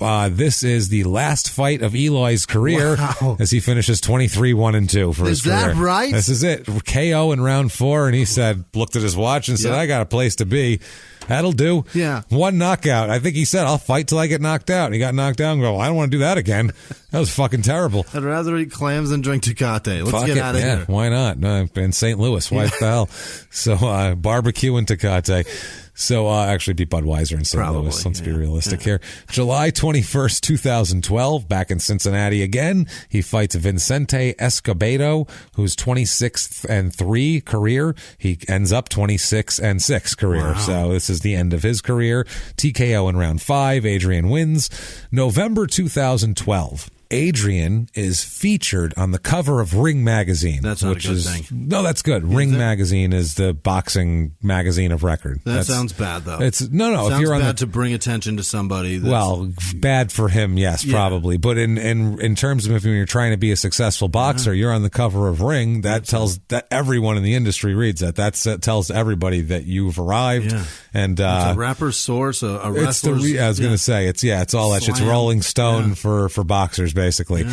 And this magazine, inside, they rank him as the world's 5th best active boxer pound for pound. Active number 5 in the world pound for pound. And that's behind Mayweather, Pacquiao, guys like that in 2012. Yeah. So I mean, take your huge famous guys, and he's in there in the top 5. So that's impressive. And it really goes to his fucking head. Well, yeah. To this point, he's always put me on you as the number 5 podcast and team in the pound world. For pound. Watch the fuck out. Yeah. This head will not fit in the studio. Well, fucking team wise, Jimmy. I'm sorry, but who's name 4 better? I didn't want to say it. Name 4 better, bitches. Fucking throw it down, and we'll tell you if it's true or not. Yeah, but I can admit we're pretty goddamn good as a fucking team. So yeah, why not? I don't know if it was myself personally or you personally. Neither of us would think that. No. But when we come together, it's fun. I can put it. We will mini Voltron this bitch. You put it, and we could fucking we'll go fucking top 5. Yeah. That's right. Let's go, Fighter and the Kid. And then we'll feel terrible Sack about up, it fuckers. And work twice as hard because we feel awful that we think that. So we need to stay there. Yeah. So, he's the best. So this, like I said, this kind of goes to his head a bit. Before this, he's cocky, he's brash, he gives crazy interviews and stuff like that. But he doesn't start doing really wacky shit outside the ring, insane social media shit and all that till right about now. I didn't even put that together. That's a possibility. Everything stupid he does is on video. Fantastic. Everything stupid he does. Great. TMZ has it. Oh, technology is his fucking mortal enemy. Most of the time, he posts it on Instagram, though. He reposts himself doing crazy shit. He tells on himself. That's the thing. Asshole. He ends up on World Star Hip Hop at one point. No. He fucking World Star. He's got a video on World Star. Well, multiple videos on World Star, but one is just on World Star because it's dirty. Holy shit. You'll see. It involves. This is great. It involves oral sex and not Roy Jones Jr. We'll put it that way. So stay tuned. Oh my God, this is awesome. This is a fucking out there episode, man. I'm telling you. So, November 17th, 2012, same month as the Ring Magazine article, he fights, or on the cover, he's at the Boardwalk Hall in Atlantic City. He fights Antonio DeMarco, who could be an Italian guy, could be a black guy. You have no who idea. the fuck knows? You never know. 33-6-1. What'd you picture when I said that? I don't know. I went with a Spanish guy, to be honest with you. It could be a Spanish guy, too. You never know. Antonio DeMarco could be anybody. That could be fucking anybody. That's crazy. I would love him to look exactly like Marciano, though. That would be amazing. Because that's hey, it's Antonio DeMarco. He's a real old school Antonio DeMarco. Hey, how you doing? He's nose over on the side of his face. He's got a little fucking sauce coming down his chin. I just had some men of gut. Hold on a minute. I just got to finish my dinner, and he wipes it off with his glove. Sops it. He grabs with his glove a piece of fucking French bread. That's it. He's just made. Sops it up. How you doing? Hold on a minute here. Wait a minute. Let me get a guy. Hey, sop that for me. Hey, Ma. He's got his mother in the corner as his trainer. Everyone else has the jacket. She has an apron with his name on. So 33-6-1 career. This Antonio DeMarco. Ma across the tits. Hey, Ma. This is a TKO in round 8. Adrien wins the WBC lightweight title now. So this is that's a real title. Not too shabby. Look at you. He's 25-0. So and how old is he? He's Jesus so Christ. young. He's only 23 years old at this point. Yeah, just turned 23 this year. Wow. February 16th, 2013, Atlantic City again. He's fighting Gavin Rees, who is a British man, just like he sounds. I saw that name in R-E-E-S. I'm like, he's definitely British. That's sure it. enough. R-E-E-S. Yeah, Gavin Rees, R-E-E-S. That's no E on the end. 100% British. Rees. Absolutely British. He's 37-1-1 coming in. My man. Which is fucking nasty, and he ends up 38-4-1 for his career. So end of his career. That's it. He catches everybody. I don't know if he precipitates the slide, if Adrien precipitates it with a beating, or if he senses when someone's like, does he have cameras in all these people's houses, and he starts to see, ooh, his cardio's getting a little less. He's looking a little more tired at night. I saw him have ice cream the other day. He's ready. I'm taking him down. Fucking, he's got spies. He hears them whisper something to somebody. I'm thinking about hanging up pretty soon. Yeah, he's like tipping off trainers. That man. That's the man right there. This is a TKO in round 5, 26-0 for Adrien, and he starts encountering a bunch of problems at this point. Okay. This is really when he's like Clark Griswold, and he's flying down that fucking hill, and he's not going to stop until he breaks through that wooden house thing and all sorts of shit and ends up across the road. March 18th, 2013, Jesus Christ, he's arrested in Miami Beach. Yeah. This is arrested over an altercation at a nightclub, obviously, called LIV. I assume live without the V. It's or live. Very, very clever with these fucking nightclub names. Basically, he allegedly bit someone on the forearm as they tried to pull him away from, quote, an incident. So that's not wonderful. He's arrested and charged with battery. It's a security guard that he bit. A security guard who was trying to break up a fight he was involved in, so he bites the guy's forearm. Because that's one thing, he's a great boxer, but if you grab him from behind and you're a 300-pound security guard, he is like 5'6", 140 pounds. So you're basically going to pick him up like a child and carry him out. No matter how much he flails his little arms, if he's facing the other direction, that doesn't matter. You've seen these Vegas clubs or Miami nightclub security guards. They're giant people. You can't believe that is a human being, and he exists outside of a football field or any other man-on-man sport. I guarantee you this is what happened. He's fighting. This giant person comes up, grabs him from behind around the arms and chest. His feet come off the ground. And that's when he runs down, bites his fucking forearm that's holding him around him like a child who somehow got into your Met supply. Right. That's what he'd be like. So this is at 3 a.m. Chutu tribe in Ace Ventura. Yeah, either way. So, fucking, this is at 3 a.m. too, which, don't care. Your fault. Yeah. You're there at 3 a.m. If you're not working, it's your fault. I don't give a shit what anybody says. Male on male violence at 3 a.m. is voluntary. You shouldn't be there, idiots. So you both gave consent. When you walked into that nightclub, you said, I'd like to get punched in the head tonight.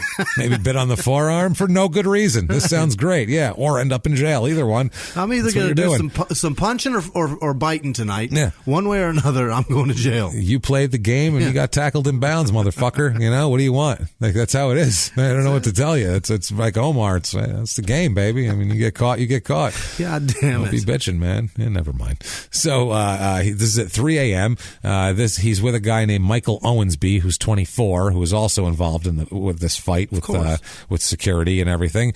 He bites the guard. He tweets his mugshot and booking information.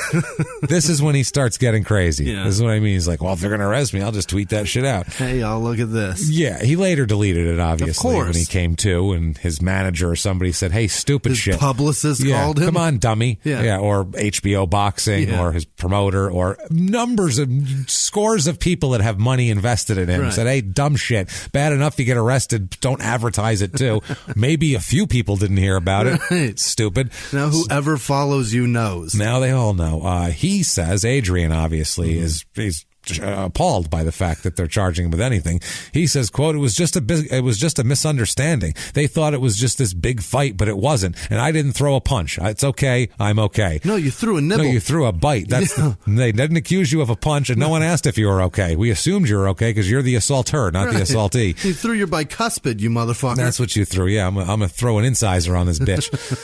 So he's charged with battery and released on $1,500 bail. So, fucking idiot. Yeah. And he's very brash about the whole thing. Like I said, tweets everything out. Next day, contrition sets in. Yeah. Next day, this is when he still would try to be a normal human being.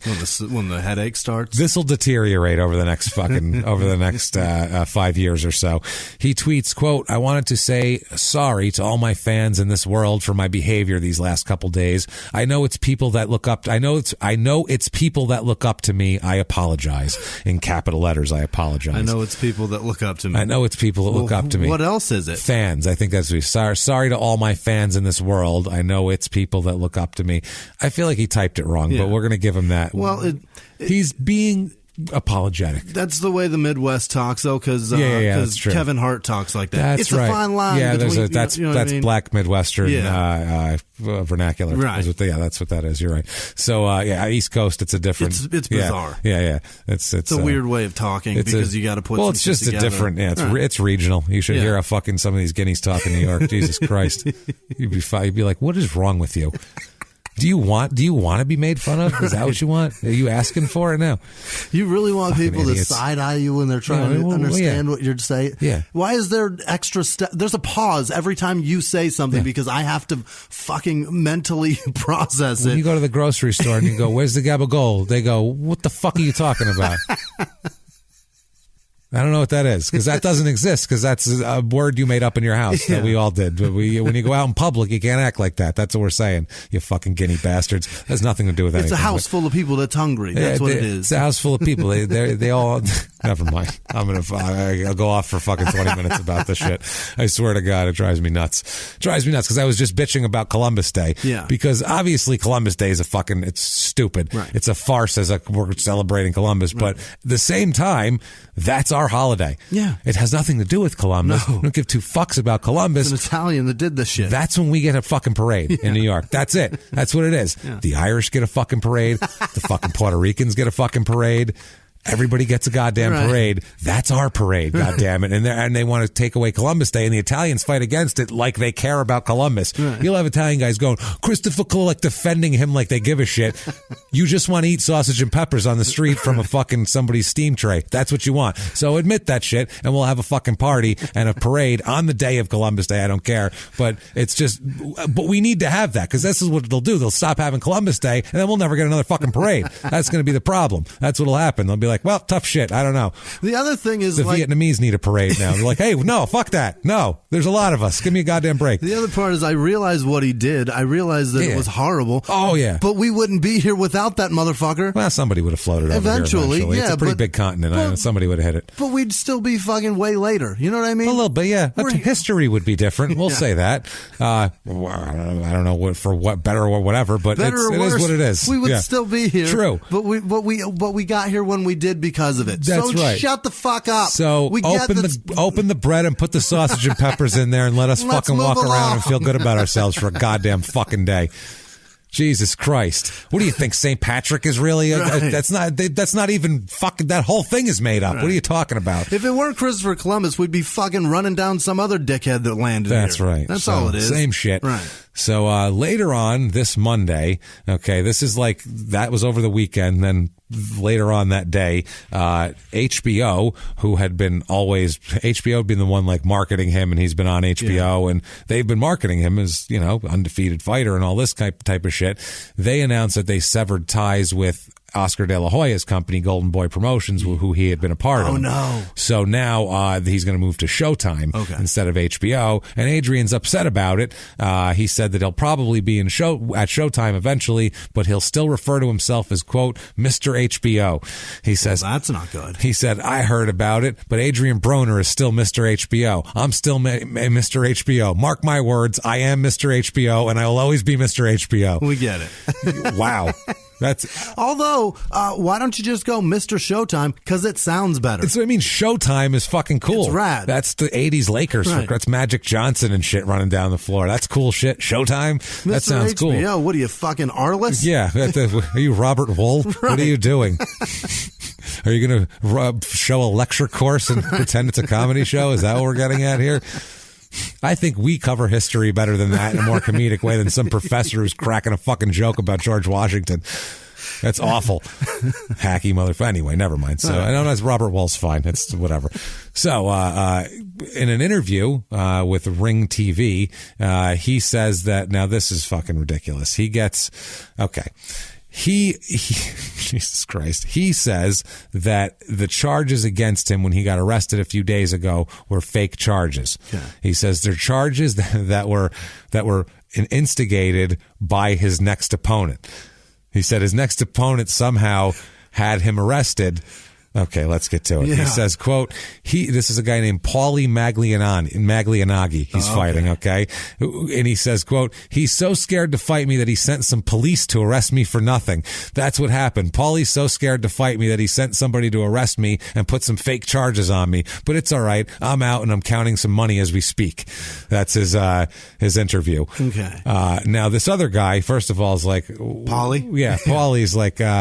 Well, first of all, let's be honest here. He's like, I don't know what the fuck this guy's talking about, first of all, because he's also from New York. This guy's from Brooklyn, Paulie. Really? This is Paulie from Brooklyn. It says they're going to fight in Brooklyn, and it's a big fight. And he's like, hey, listen to me, first of all right? I didn't have nobody arrested, all right? First of all, I get people out of charges. I don't get them into them. That's what I do. What the fuck are we talking about here? Getting people arrested. That's not a way. If I got a problem with somebody, I take care of it one-on-one. I don't need the fucking cops. So Paulie's like, hey, whoa, hey, hey. Oh, hey. I'm not the guy. Hey, and he's moving his hands. He's got a lot of hand movement. Hey, whoa. Yeah. Now, also leading up to this fight, we'll get to that in a second. Paulie has a quote about this. Paulie says, quote, this is talking about, they asked him about Adrien getting arrested and publicizing it himself on social media. And Paulie says, quote, he's 23 years old and he thinks that being the bad guy is a cool thing to do. He said, I hit a cop. I didn't have no faked battery charge. You can check my arrest record. I got arrested for hitting an officer, but I don't go around and broadcast it while he's going around broadcasting it. So Paulie is just as dumb as him. Idiots. This is what I mean. Idiots all around. Then...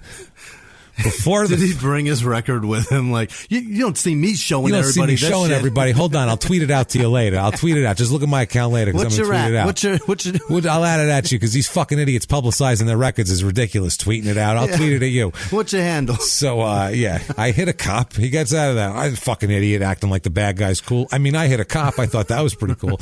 Also, leading up to this fight, apparently, Adrien claims to have stolen one of Paulie's girlfriends. Oh, boy. Apparently. So Paulie in an interview said, what are you bragging about taking one of my side pieces for? So they're going back and forth about that. So there's a lot, very women, if you're interested in a boxer, very respectful toward women, most of them. That's how they're going to treat you. Why are you bragging about taking my Thursday squish? Hey, so what? She makes my fucking ziti on Wednesday nights. That's all. That's the only fucking connection I got to her. That's it. Once in a while, she'll make me some prosciutto, mozzarella, and a sandwich on a Saturday afternoon, but no other fucking connection to it. That's the only connection we have to people. He's like, how'd she taste when you kissed her? Oh! Probably. Did it look like her teeth were melting? Did you smell my sausage and peppers or what? Let me ask you a question. So... June 22nd, this fight actually occurs, 2013. Very recent here. Barclays Center in Brooklyn. This is a move up in weight fight for Adrien. So these are big deals. When you move up in weight, that's a big deal. Your punching power diminishes because these people are that weight all the time, and they can take a little more. This is against Paulie. Broner says the weight's not an issue. He says, quote, the weight is not an issue. So there you go. He exactly said that. He said that. He's bringing pillows. I've got bricks. It will be a knockout, and that is why I'm the main attraction. But his career is going to be commentating. This is the end of his boxing career, is what he says. It's not the end of his boxing career, but Adrien does win. Okay. It's a split decision, goes all 12 rounds, so that's close as fuck. His pillows are pretty tough. Yeah, it's not a knockout. It's a pretty goddamn even fight. He wins the WBA welterweight title here, though. 27-0. Not too fucking shabby. Now, a few days, Jesus Christ, the next fight's December 14th, 2013, and he's talking a lot of shit before the fight. He's holding court in a Denny's across from the River Center Hotel in San Antonio. Where all the best fighters fucking talk about their match. Everyone talks about their match at Denny's usually. Yeah. That's where the biggest press conferences have been held. I remember Muhammad Ali announcing his retirement. Yeah. He said, hold on a second, can I get a moon over my hammy? Right. I'd like to tell everybody right now. It was a flash with the logo in the background. While he ate a fucking Grand Slam. Well, he smeared one of those circular butters around his pancake. Let me tell y'all something. I think I've had enough of this boxing thing. Yeah, I think I'm going to move on to pancakes. So Adrien says, quote, there's always got to be a bad guy, right? People boo, but they don't know the real me. They're never going to know the real me, who I really am. They boo because there's a lot of people who just can't stand to see a brother from the hood have a good time. It doesn't bother me because I love my haters, each and every one of them. Now, I love to see a brother from the hood have a good time. That's the thing. Favorite. That's my favorite thing in the fucking world. I love that shit. It makes me happy. I don't like to see a dude fuck up his chance and be a complete asshole and have everybody think he's a fucking asshole when he could have done a lot more. That shit bothers me. I'm so glad to find out he loves us. No, he loves us. He loves each and every one of us, baby. It's all right. And he loves him and Roy Jones Jr. Yeah. He's still my baby right there. Still pining away to kiss him. Pining. So the fight takes place against Marcos Maidana. This is December 14th, 2013 at the Alamo Dome, which is a pretty big goddamn venue. Maidana's 35-3 career, and he's a bad motherfucker. Yeah. This fight, Maidana batters him. Yeah. I mean, he knocks him down several times. Oh, this is a fight. There's a meme from this fight. Really? Because he gets hit. And he's like hanging on the second rope with like his head, like head and arms on the outside of the ring, like hanging on the second rope. Adrien does. Yeah. And so there's a meme of Rey Mysterio Jr. about to do a 619 on him right there, which is pretty fucking funny. I gotta say, it's a pretty goddamn good meme and a lot of meme. Then when he falls down to the next rope, he's like, there's a picture of him from the back, and it's like he's laying down on the bottom rope, and you see a mirror popping out of his glove, and it's like a guy checking his hair, and he's like, is my hair combed though, or some shit like that, which is pretty fucking funny too. But yeah, Maidana batters him, and Adrien loses a unanimous decision. That'll do it. So it goes all 12 rounds. So he lasts the 12 rounds, getting the shit pummeled out of him, and Maidana he's a tough son of a bitch. He came right at him, and there was just no juking and jiving away from this shit. So loses here. He's 27-1 now. Adrien is. That's not so bad though. Which is still pretty great, and he's still an up and coming fighter. Yeah. And he didn't lose to a nobody. He lost to a good fighter, a guy he talked a lot of shit about, but still. I mean, Muhammad Ali lost fights too. Granted, it was the end, but well, fuck no, he lost. He lost to Frazier. I mean, it happens, man. It's a thing, guys. You fight great fighters, and you get beat sometimes. Like we said, every quarterbacks can have 6-7 bad games a year, or 3 or 4 at least before they keep their job and everybody goes, yeah, that's fine. It's he'll bounce back next week. Whereas boxers, they go, oh, that's the end. A lot of times they retire, like we said. Well, the good news for football players, they've got 13 other guys. Not 13. It's 10 others. At once, 13. Where'd you get that? I don't know. Where'd you pull 14 guys out of your ass from? I don't know. I think I thought 10 men on the field, and I was like, that's too few. It's 7-on-7. I don't know what I was doing. Anyway, you're running 7-on-7. You got other guys on the field. That's the point, that you can rely on and you can blame also. Yeah, this is just you. Granted, you got other people in your corner you can blame for not training you right. If a quarterback has a bad game, there's pressure pressure on him. Yeah. The line didn't block. Yeah. The running game wasn't working. It's blah, blah, blah. But yeah, this is... Some asshole had a cast and couldn't control the man. This is you getting punched in the face repeatedly for, an hour. I mean, at least you can blame your trainers or your theory and your strategy. You can fire your crew. You can restart your whole deal. Blame anybody for anything. And he ends up doing that at one point, too. Just reboot. All these guys do that. They just switch camps. Reboot, like that's the answer. Like, no, you're still a disaster. Right. It doesn't fucking matter who's training you. You're a mess. I need a different guy with a butterfly collar and half of his chest hair hanging out. Yeah, that's what I need with a windbreaker that says coach. I need that. So May 3rd, 2014. He doesn't fire his dad from combing his hair, I don't think. At the MGM here, so still a big deal. This is his get back into it fight. Okay. He fights Carlos Molina, who is 17-1-1 coming in. That's a good fight. He ends up 17-2-2 before he hangs him up. So that's it for him. So he loses this fight. Adrien wins a unanimous decision in all 10 rounds. This goes too. So when he moves up to welterweight, it's all decisions from that. He can't knock these guys out anymore. He's gone from being a 130 pounder to 147. Yeah, that's a big difference. That's when the weight is an issue. It's an issue. Yeah, you're punching power at that. That's why you don't see Floyd Mayweather knocking a lot of people out late in his career because he's a 130 pound fucking fighter and he's gone up in weight so much, and so it's hard. A lot of the guys. Like 150, 147, they'd go up to like 154, and that would be like that would be good. They'd put a couple extra pounds on. A lot of times they were, taking weight off to be 147 because that's where the good fights were. And then all of them like decided at once in the late 90s, like De La Hoya and Vargas and Mosley, all those guys are like, we're all going to just 154. Fuck it. Let's all eat a sandwich. This is ridiculous. You guys tired of running? I'm tired of running. We're all going to fight each other 7 more pounds. So be a little more winded. That's all. That's it. So all 10 rounds. He's 28-1 now. Now after the fight, they talk to him.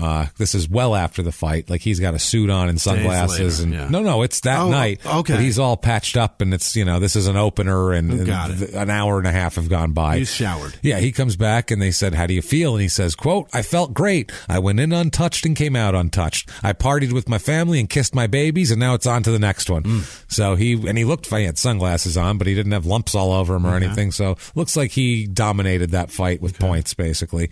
Now, September 6th, 2014, he's fighting a guy named Emmanuel Taylor. This is when they ask him about Emmanuel Taylor, and he goes, "Yeah, I haven't seen his last fight." And they're like, "You haven't, but you're going to watch his last fight." And he's like, No, not at all. He goes, "I just get in there because I just make adjustments when I get in there." And they're like, "You have other people scout for you, right?" Yeah, that's how it is. That's what it is. Yeah, Emmanuel Taylor's a great fighter. Other people, Emmanuel Taylor. No, you're thinking of the trainer. You're thinking of Lennox Lewis's trainer.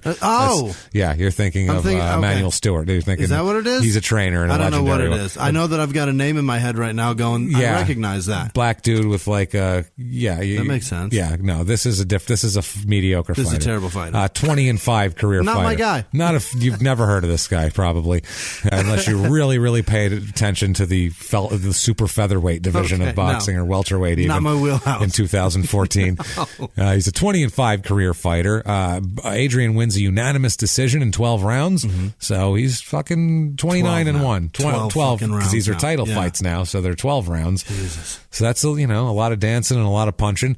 March 7th, 2015. So at least there's some time in between. He fights a junior. That's always dangerous. Fights John Molina Jr., who is a 30-7 career fighter. Not too shabby. This is at the MGM in Vegas. This fight goes all 12 rounds again. So every one of his fights is all 12. But he wins unanimous decision at least. He's 30-1. That's a record. That sounds good. Even one, people get lucky sometimes. You betcha. 30-1 sounds nice.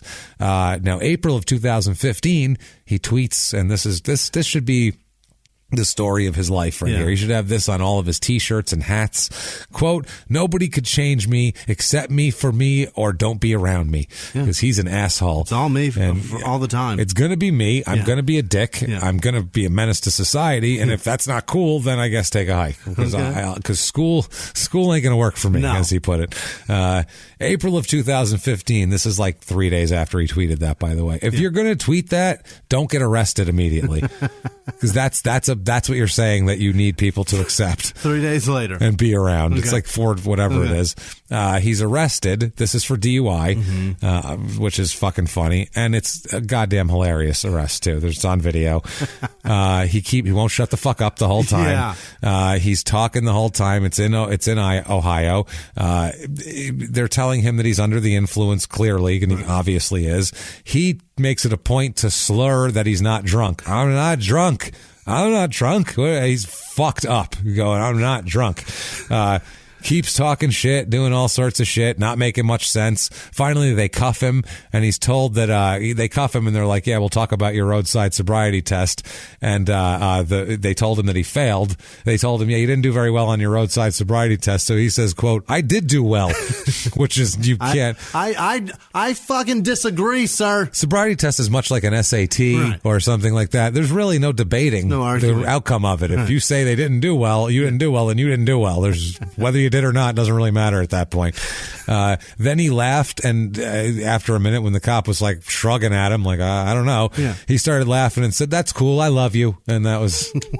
He was in the happy, loving phase of being drunk. He was drunk and happy. Then he also says, "It's cool. I don't mind." He said, "I love you. It's cool because I'm blessed." He said, "I'm a multi-millionaire boxer. I made $100 million," which he hasn't. He has not. No, but he says he does. So the officer says, "Where do you box?" And he responds, "The world, everywhere." That's his response. The world, everywhere. He's seen the rings. Yeah. I'll fight him. There are squares everywhere. Anywhere could be a ring. I get in them. Nightclubs. Have you seen a bouncer? I'll buy this for him. Just on the streets. I'd fight him there. It's okay. He says, the world. I'm drunk. It's beautiful. This feels so good.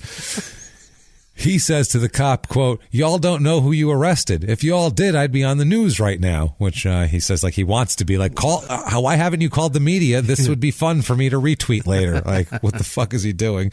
He says during the arrest. And then later on, he says he's pleading not guilty to the DUI. Meanwhile, he's just insanely ridiculous and hilarious. It's on video. If you're so drunk you're funny during your DUI arrest, you can't fight it at that point. No. Just stay sullen and shut the fuck up. And then you can go, "I wasn't drunk." When we were like, "Hey, I love you. I fight in the world." You're drunk. My mom's secretary was on cops because she passed out in a fucking intersection. Why'd she sign the release? Turn. She's a dipshit. That's why. Jesus. I'm gonna be on the TV. James, she got drunk, passed out behind the wheel in an intersection. She's dumb as fuck. I have a friend that did that too. She probably signed it when they woke her up. Probably. You're good with that? It's fine. Sure. It's beautiful. I look good tonight. I remember when I went out, my hair looked very nice. Now there's like chunks of Campbell's soup and shit in it from her puking. I remember going, because I used to work at my mom's dealership when she works at a car dealer.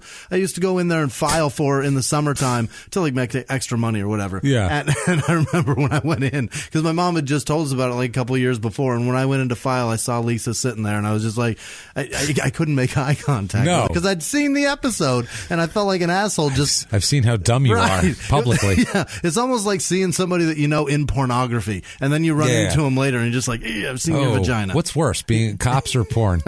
What's more embarrassing? I know both. And What's more embarrassing? I'm going with cops because at least... Well, porn's your career. You've chosen that. So that's a different thing. It's not embarrassing in terms of you didn't have a choice in it. You've chosen, so you're probably not embarrassed by it. Other people... What would other people look down more upon, I should say? It has nothing to do with you. I think people would look more... Probably the cops. It depends on where you are and who you're talking to. Depends on if they're religious or not. Your mom would probably be cool with the DUI over the porn, probably, I would say. Like your grandma would probably be like, well, your grandpa used to drink a lot, but, you know, he didn't come on nobody's face when he was done. Like, I think that's... Or he didn't take 2 loads from 2 dudes. Yeah, you know how that goes. He didn't say, your turn, through a jizz mask. Yeah, which is... probably good. You remember that one? No, I don't know. I don't remember that one at all. You know who I'm talking about, I don't know. She's a comedian. Oh, I do know what you're talking about. So, yeah. I know exactly who you're talking about. I do remember that one now. You know what? Maybe porn is more embarrassing because I've known so many people with DUIs and we're not still talking about that. So, you know what? I switched what I said. Porn's worse. Here's the other Porn's part. more embarrassing. You know how I know that porn is more embarrassing? Because I said Lisa. I named the girl who was on Cops, and I refused to name and we the girl. wouldn't name the girl that was in the porn. No way. It was clearly, I feel like, that had to be. Was that voluntary? It had to be. I'm sure it was, but wow. I don't know. Someone talked her into that. We'll just say that. I don't think that was her idea, what was going on there. When the second Dick came into the room, you could see her change her mind. Oh, yeah. That was... Oh, it was fantastic, though. Good for her. Yeah, good for her. She's got a second career. And I was thinking about it more from the guy point of view, too, of being embarrassed, of being like, I don't know, your mom wouldn't want you to. You're like my grandma, Jimmy. She would not be happy with that. Ma, why you do the gangbang, Jimmy? I don't understand. Why you participate? Ma, why you do? Yo. There was already one. You didn't need to be there. Ma, you there? That's nice. You know, bring your friend. Ma, why? Why he have to come? Huh? He get his own girl. Why has he got to come with you? There was so much skin to the seal in that video. Yo. She's my shiny. Yeah. So, he ends up having he says he's going to plead not guilty. Mm-hmm. He says also that he ends up having his driver's license suspended for 6 months after that. So that's all he gets out of this whole thing. Not a huge deal for him. 6 months is that's he likes to drive around too, this guy, as we'll find out. Well, you know what? He does learn about Uber later, and there's an issue. So we'll find out about that he's too. He's a problem there too? Oh, he's a problem. You can't give this guy a fucking ride without an issue occurring. So, June 20th, 2015, MGM Grand, he fights Sean Porter, who's a 29-2-1 fighter. Yeah. So good, solid fighter, but he's a guy that Broner's supposed to be able to handle. Okay. This is a guy who's got a solid enough record to where it looks good that Broner beat him, but he should be able to beat him, basically. It's a strategic fight. It's lined up by a promoter who's trying to get a guy up for more money fights. Yeah. And what ends up happening is it goes all 12, and Adrien loses a unanimous decision. Oh, no. Which was not supposed to happen. No. This was one of those fights where everyone was like, he just looked lazy. Yeah. He just looked like he was, going to run around and punch and try and out-quick him, and if that didn't work out, he just kind of fucking loaf around the ring and hang out, and he just wasn't didn't look aggressive or sharp. That's not good. And in boxing, a lot of times, when the judges are being legitimate and not leaning one way or the other to begin with, the more aggressive fighter, they tend to see that as something. If it goes the entire distance, you better at least want it. That's what I mean. Like, well, that guy was aggressive, and that gives you even that extra. If you're scoring a fight and it's it ends up being a 1-point round, right. Like the guy if it was a toss up, maybe the guy who's more aggressive wins it. Fuck it, So July of 2015, he's sentenced finally to 6 months probation for the DUI. Okay. So he has his license suspended, and he gets 6 months probation as well. Yeah. So he's on probation, which is an issue, obviously, for a guy who has intermittent problems with the law. Let's say October 3rd, 2015, he is in Cincinnati. He's fighting Khabib Allakhverdiyev. Allakhverdiyev. Boy.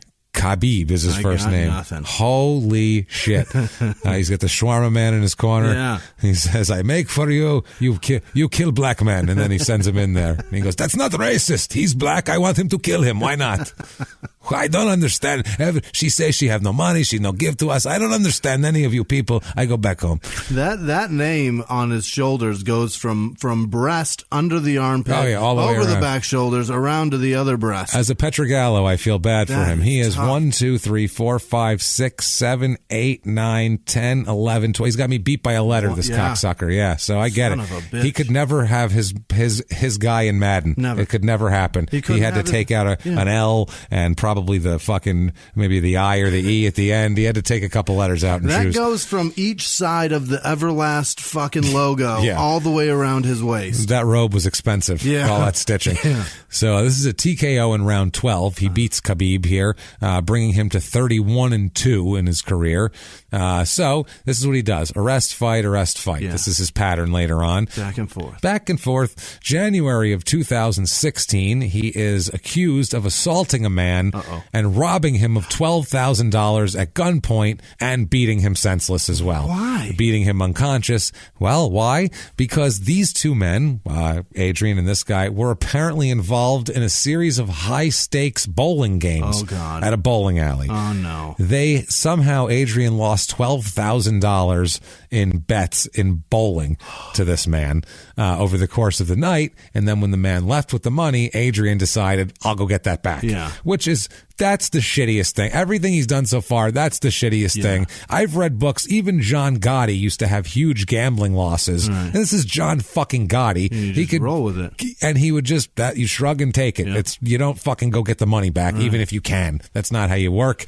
That's the ultimate fucking dishonor of code here. That's worse than OJ, I think. That could be worse than chopping your wife's head off. Maybe not. I'm kidding. Obviously, I know what you're talking about. your thing, like, no, that's not what I'm talking about. No, not that crime. Not that crime at all. What OJ did, I don't even think's a fucking crime, honestly. He wanted his own shit back, and he said, motherfucker, I'll come over there and fuck you up with it. Yeah, you shouldn't have taken a shit then. It's not like they played stolen shit. It's not like they played poker and then they took his fucking Heisman. We're talking about Las Vegas. You know the horrible things that go on there? That's the last thing they should give a shit about. Truly. If he wasn't OJ, they'd be like, it's your shit? Give him back his shit. He should have pulled a gun on you, asshole. Give him his shit back. That's what they would have said. Good Christ. There's bodies in the desert. We're defending OJ now. What is wrong with us anyway? So, moving on from defending OJ, apparently this guy Broner left first and waited outside for him. Okay. And when this guy came out, he ambushed him. He attacks him, holds a gun on him, and then says, fuck that, and punches him in the face and neck, which is pretty impressive. Yeah. Or he can punch you. A bare-fisted, or normal guy, he's going to knock you the fuck out, and that's what he does. He knocks this guy out cold. He's let down on his back. So he then, Adrien then goes in and takes money out of his pockets. So then he robs an unconscious man after he pointed a gun at him and punched him.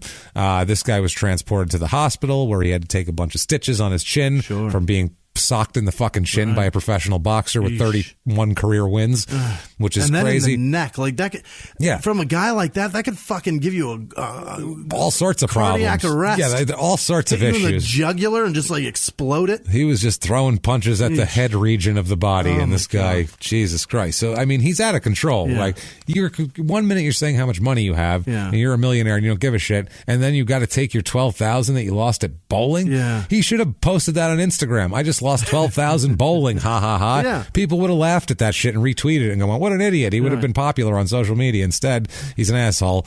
March of 2016. This is a bunch of stupid shit here. I'll just say this is not all from March of 2016, but we're going to lump it all together because it's pretty goddamn funny. There's video of him throwing money into the air at a Walmart that he posts. He's Walmart rich. He gets his change back at Walmart and just throws it up in the air for some reason. And $36 he's like, in the air. What's up with that? Well, then there's a video of him in a bathroom, and he says, in Popeyes taking a shit.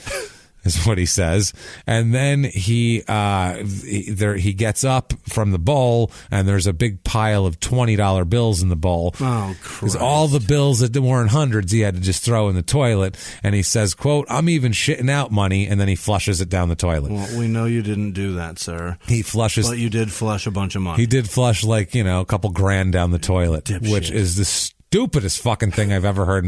Go down the street, walk down the street, pick a random door, knock on it, hand it to somebody. Throw it. They'll be so happy. Throw it inside the door and run. And run. That's it. Or go to a store and throw it and run. Don't do that. Go out to Popeyes. Dummy. Jesus Christ. By the way, he does have an incident like that at a fast food restaurant besides Popeyes, at a Wendy's later on that we'll talk about too. That is one of the weirdest things I've ever seen. He's exhausting with his showboating. Oh, dude, that's what I mean. He thought he took what Muhammad Ali did, and he's like, if everyone just pays attention to me, then I'll be popular, rather than strategically doing it in a brilliant way of marketing. Where you make money, like not Ali. Throw it away. Yeah. Or even Mayweather does stupid shit strategically, besides the arrests. Right. The other shit is done for purpose. This guy is just out doing dumb shit, and then he posts it like, look, this is my marketing strategy. Like, no, you're just an idiot. You're trying to roll with it. So later on, there's videos. World Star Hip Hop. He's always on fucking World Star. First of all, one of them is this is fucking ridiculous. He has 5 kids by this point. Let's just say. This has nothing to do. I having no kids. He is like 26 years old and he has 5 kids. He's not married, never was to any of these people. He's just dropping kids all over the place. Dropping dimes and all these giners. He's filmed on the stage of a strip club. Oh, God. Throwing money into the crowd. Father of 5 kids. Yeah, well, they're not there or anything. I'm just saying he's throwing kids' money away. Yeah, he's got handfuls of money, throwing it into the crowd, which is the wrong direction. Right. Then he turns and goes down on a stripper. Get the fuck out. He's doing the oral. He turns around, goes down on a stripper that's behind him. I will not give you money, He pays the crowd and then goes down on a stripper. I'm going to pay y'all to watch me lick out a stripper. He's so confused with how this fucking economy works in this place. It's not even funny. They're like, you throw the money that direction, and then you hope that you're fucking this all up. Then you put your mouth on somebody. You're not supposed to put your... Never mind. Just throw money to those guys out there because they're... So then he's going down on a stripper, and this is on, on the internet. It's everywhere. Good Christ. Him doing this. Another time... Another one on World Star is him getting a blowjob from what he calls, quote, 2 bad bitches. So he's getting a blowjob from 2 bad bitches. Okay. And then the next day he offers a public apology because he's sorry that he was seemingly endorsing unprotected sex by having unprotected sex with, quote, 2 bad bitches, along with a woman that he went down on a strip club. You're a father of 5. Yeah, well, you know why he said this? Why he said he needed to apologize? Because, quote, kids look up to me. I'm a role model. No, let's hope not. It's kids that look up to me. It's kids that are looking up to me right now. And it's like, yo, when they're getting blowjobs from 2 bad bitches, I want them to be protected. That's what I'm saying. That's the message here. Wow. Not to do that on video and wow. And post it on the fucking internet. Yeah, and also two women who are goodly enough to do that for you. Let's not call them bitches, maybe. Let's not call them bitches, but also let's not just put their faces out on the internet. That too, but well, maybe they were asking. I don't know what their arrangement there, but how about 2 fantastic young ladies? 2 wonderful people. 2 amazing individuals. 2 amazing women right here. Swapping, putting my penis in their mouth. Fantastic. They're wonderful women. Amazing human beings, really. I should marry one of them. That's what I mean. Or both, whatever your thing is, whatever he's into. We'll find out in a second. Whatever's legal. He's got multiple. We'll find out. Good Christ. There's a lot going on here. So the last 2 years are insane for his. That's what I mean. This is a yodely-hee-hoo. We're going up the fucking mountain, man. So he's a role model, according to him, which is frightening as shit. April 1st, 2016, in Cincinnati, he fights. He's still fighting, remember, by the way, still a boxer. He fights Ashley Theophane, who's a 44-8-1 career fighter. This, again, end of his career. Right. Adrien knocks this guy out in TKO in round 9, and he's 32-2 now. Okay. Now, before the fight, this is the fucked up part. Before the fight, he was the super lightweight champion. Right. But the fight, it was the belt was taken away from him before the fight because in the weigh-in, it's a 140-pound limit for this. He was 0.4 of a pound over, and they give you time to lose it. And he said, "Fuck you, I'm not doing shit. I won't lose it." Don't care. Fuck you.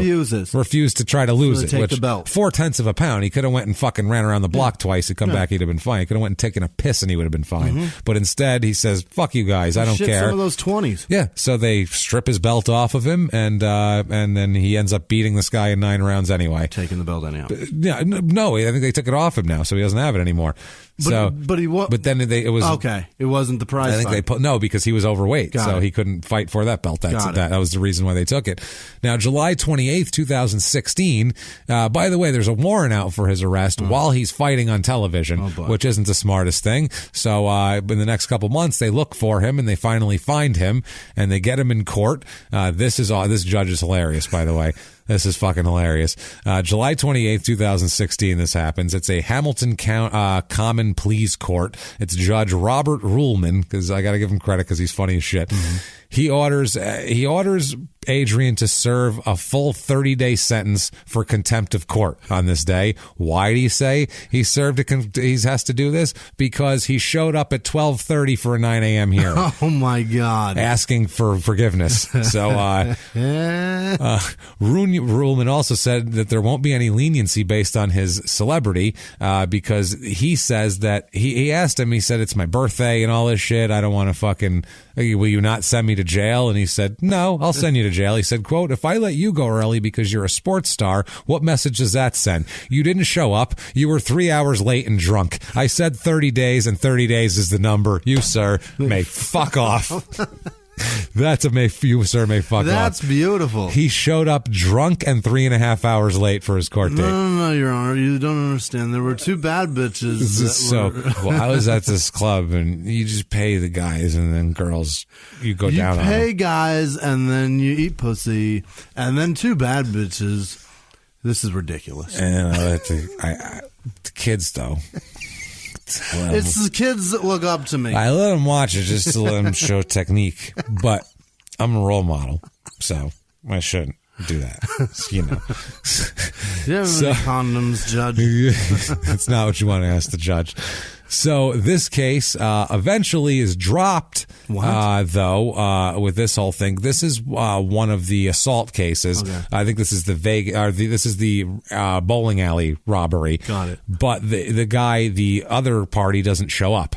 Probably because he's scared of being shot or punched or something, since he had a gun pulled on him. Neck. Yeah, he was smarter than that. It's certain my neck. I don't think so. So they're charged. They're, like I said, again, 3 hours late and drunk. That's my favorite. So he gets out of there. Fucking comes out of the court probably stinking of booze going into the thing.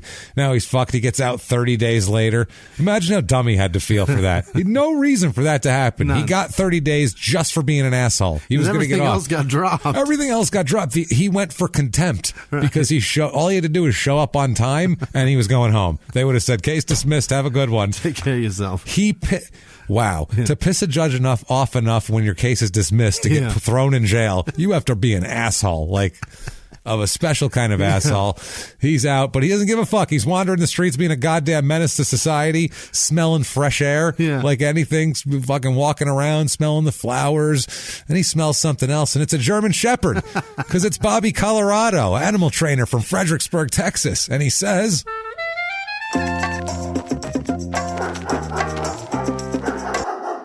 "How is it you come to arrive here? What the fuck is wrong with you?" I'm sitting looking at you. I'm like, "Oh, this kid's got all the fucking talent in the world. Like, you could have been in the Olympics. You could have done something with yourself instead. You oversleep for court. What the fuck is wrong with you? You know what you need? You know what I get for you? You need a nice dog. Let me tell you something. All right, I know what you're saying now. You don't like to be tied down, things like that. But when you got a dog, that thing's going to need the shit in the morning. Yeah. Going to wake you up for court, mister. That's what I'm saying. Schedule. We got to figure you got to go to court, what, 3-4 days a week at least, right? You're always in court. You get a nice fucking dog. He wakes you up. You take him around. You clean his shit pile up. And then you go to fucking court. And you go, "Hey, judge, I cleaned up a shit pile this morning. Cut me some slack because I'm a civic-minded kind of fucking person. But I'm wide awake." And you go, "But I'm done with you. I'm done. You know what? Fuck you. You would be bad for my dogs anyway." You'd end up punching them or pulling guns on him as I'm getting the fuck out of here. And poof. And in a poof of dog shit and marinara sauce, he's all gone. And he's very confused. He confused him for Paulie, that fighter from before, and he almost got up and took a shot at him, but the dogs kept him at bay. That's how it works. That's how Bobby is. He's not afraid of these guys. No. He's like, "I got my dogs with me. It's all right. It's not a problem. Take care, brush your hair." That's all there is to it. Take care, brush your hair, little guy. So September of 2016, all of a sudden he starts posting real bleak, weird shit on Twitter. He's apologizing to his family and friends, saying, quote, "I don't want to be here no more. This shit is too much." Oh, no. Stuff like that. Suicidal shit. Yeah, he posts a photo of a handgun inside of a vehicle and wrote, quote, "I'm going home. I love y'all." Oh, boy. So that's a little cryptic, I would say. The press started trying to reach out with him. Friends were telling the press and family that he's extremely concerned about him. His friends were contacting the police to go do wellness checks on him and all this type of shit. Turns out he was like, "I was fucking fine. What are you talking about?" He's like, "I was going home. I had a gun on me. Don't fuck with me." Like, that's what he was saying. Like, I'm talking about going not back suicidal. to Cincy. Yeah, that's all. Fuck you talking about? Like, he completely blows it off like it's nothing. But someone who has those kind of crazy highs, they gotta have some. There has to be some dips, right? Yeah. I mean, the only person who's that manic is Ric Flair. I feel like that's the only human being who can do that forever. Right? Am I wrong? Or I don't know. Nails is pretty good at it too. Dykstra, yeah, he's crazy real as goddamn fuck. good at it. He's just so delusional. He just doesn't care. He's a dipshit. He's just a lunatic. Yeah, he's got some kind of energy in him. That's that I not don't know. calculated. That's the difference. Like That's Flair's the is all difference. calculated. Sort of. Well, I mean, kind yeah, of. minus a little the booze bit. and the womanizing. No, but Dykstra's just a maniac. He's just a fucking nut. He's just an insane person that's unleashed on this world for some reason. February 18th, 2017. He still fights, by the way. Watch out for that. At the Cintas Center there in Cincy, he fights Adrien Granados, who's a 19-6-2 fighter. And this is a split decision. Goes all 10 rounds, but Adrien does take it. He's 33-2. Okay. Now, at this point, April 20th. Which Adrian? This is, duh. Our Adrien. Well, he's not ours, No. but not Granados. The dickhead. The dickhead. The problem. The problem is 33-2 with a win here. So this leads us to April 20th, 2017, where he is arrested on an open warrant. It's fight, arrest. Open warrant and booked into the Kenton County Detention Center in Covington, Kentucky, which, as you might remember from Small Town Murder, that is where Kenton, Kentucky is. Right. Kenton, Kentucky, whatever. Kenton, Kentucky. Kenton That's County. what we covered. Right. So that was the guy who ran into the woods. Correct. So they named everything after him. So stupid place anyway. We did that for a live show. We did it for Boston, and we did it on the actual podcast for Small Town Murder, which you should be listening to, you assholes. Anyway, so he is stopped by police after crossing into Kentucky because his Chevrolet Suburban is fucking riddled with bullets. What? They pull him over because the whole side of his truck and back of his truck has bullet holes all over it. I mean, is that a cause to pull somebody over? Is that illegal? I don't know if it's illegal, or you at least want to see what happened. Make sure nobody's hurt in there, I guess. suppose. I mean, Public safety check? It's a reason to pull somebody over if you're curious. Anyway, I mean, let's find out why he's got bullet holes in the side of his truck. Those Pep Boys people shouldn't be selling those fucking Probably stick-on not. bullet holes. Yeah, these were pretty. You could see these. Apparently, they said this was linked to Broner. This is a rented vehicle, and it's linked to reports of shots being fired on a street in Cincinnati. Now you got a point. They linked those two together, where 10 9mm shell casings were found when they go back to the gunfire scene, and there were 8 bullet holes in his car. Okay, so not too shabby. They shot him up 8 times. At the time, he's got a warrant, an open warrant at this point, for a public intoxication charge from 2014 that I was unable to find before. And he asked the cops to just give him a citation instead of arresting him for this open warrant. But they said no. They said, no, man, we got to arrest you. So called a warrant, sir. Warrants are literally when you see that person, bring him here. That's a warrant. Bring him in. Yeah, right. you grab him and you take him in. It's not just like let him know he's wanted. That's not how that works. Do you know that you can't give your license to like a friend cop and have him run it just to check that everything's clean? Because if it comes up with a warrant, they have to arrest you right then. Well, that's a shit friend. Yeah. Let's be realistic here. That's to be a terrible friend. Come on. But if you're a shitbag like that, why are you friends with cops? That's the other thing. There's other ways of going about checking your record. Anyway, moving. That's a fact, though. Yeah. I had a friend that was in. Most cops are. What do you think? These are mostly on the up and up. No, but I mean, they know they still went to high school with idiots, and they know idiots, and everybody has idiot friends. Yeah. I know cops. I'm Jesus Christ. What does that tell you? So 8 bullet holes in the car. Like I said, can you just give me a pass on that? I've had a lot going on. I just got shot at a bunch. Maybe give me a pass. They said no. So then he said, that's cool. He shrugged his shoulders and says, I'm rich. I don't give a fuck about nothing. He was like, that's fine. And they put him in the patrol car and put him in there. And it's 1:00 in the morning, by the way, this is going on. He's shouting, by the way, at other people as they're going by. As he's being arrested, he's shouting at people. He goes, quote, they're taking me to jail, bro. Come get me out of jail, bro. He's just yelling. Random people? Yeah, random people. The cops keep telling him to calm down and stop yelling. One cop goes, stop, man. You're spitting in our faces and stuff, man. Stop yelling. He's just like, you're being fucking annoying. So then he turns it into a comedic thing, and he flexes his arms, and he goes, didn't tell you I got 2 guns on me. Oh, boy. He's flexing his arms. Yeah. I got 2 guns on me. These. So the cops actually actually were laughing at him at that point because he was trying to be goofy. And the cop tells Adrien that they'll loosen the handcuffs if they're too tight. If he's going to be cool, to loosen the handcuffs. These cops seem cool as shit. Actually, the cop said, "You'll help us out. You help us out. We'll help you out. You don't spit on us, and we'll fucking loosen your cuffs here."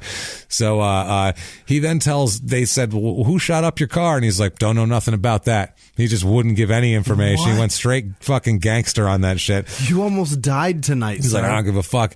They said, he said, "People tried to kill me, but I won't tell you who." He said, quote, "I just almost got killed and now they're taking me to jail," is what he's telling bystanders. And people are like, okay. Then his phone rings and he asked if he could answer his phone. And he says, quote, "That's just my baby. That's one of my girlfriends. That's my second wife," he says. So the cop laughs again and he goes, "You got 2 wives? Damn, I'm living the wrong life, son." That's what the cop says. So, they end up taking him to jail. I got 2 guns, one for each wife. One for each wife. Yeah. He's released at 5 a.m. Yeah. He has a failure to appear for his deal before. They noticed the bullet holes. That's so funny. And they were like, "Let's pull him over." The left rear window was shattered, which is a problem. It was also, he said the fight, and it was involved, he got in a fight at the G Money Bar in Queen City Avenue in South Fairmont in Cincinnati. Nobody that's G Money goes to that bar. G-MONI. Oh, Jesus. G Money Bar.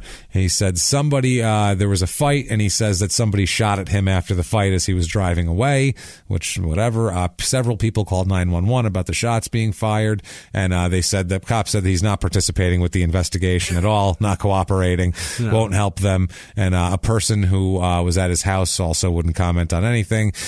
He tells people that someone shot at his car after following him.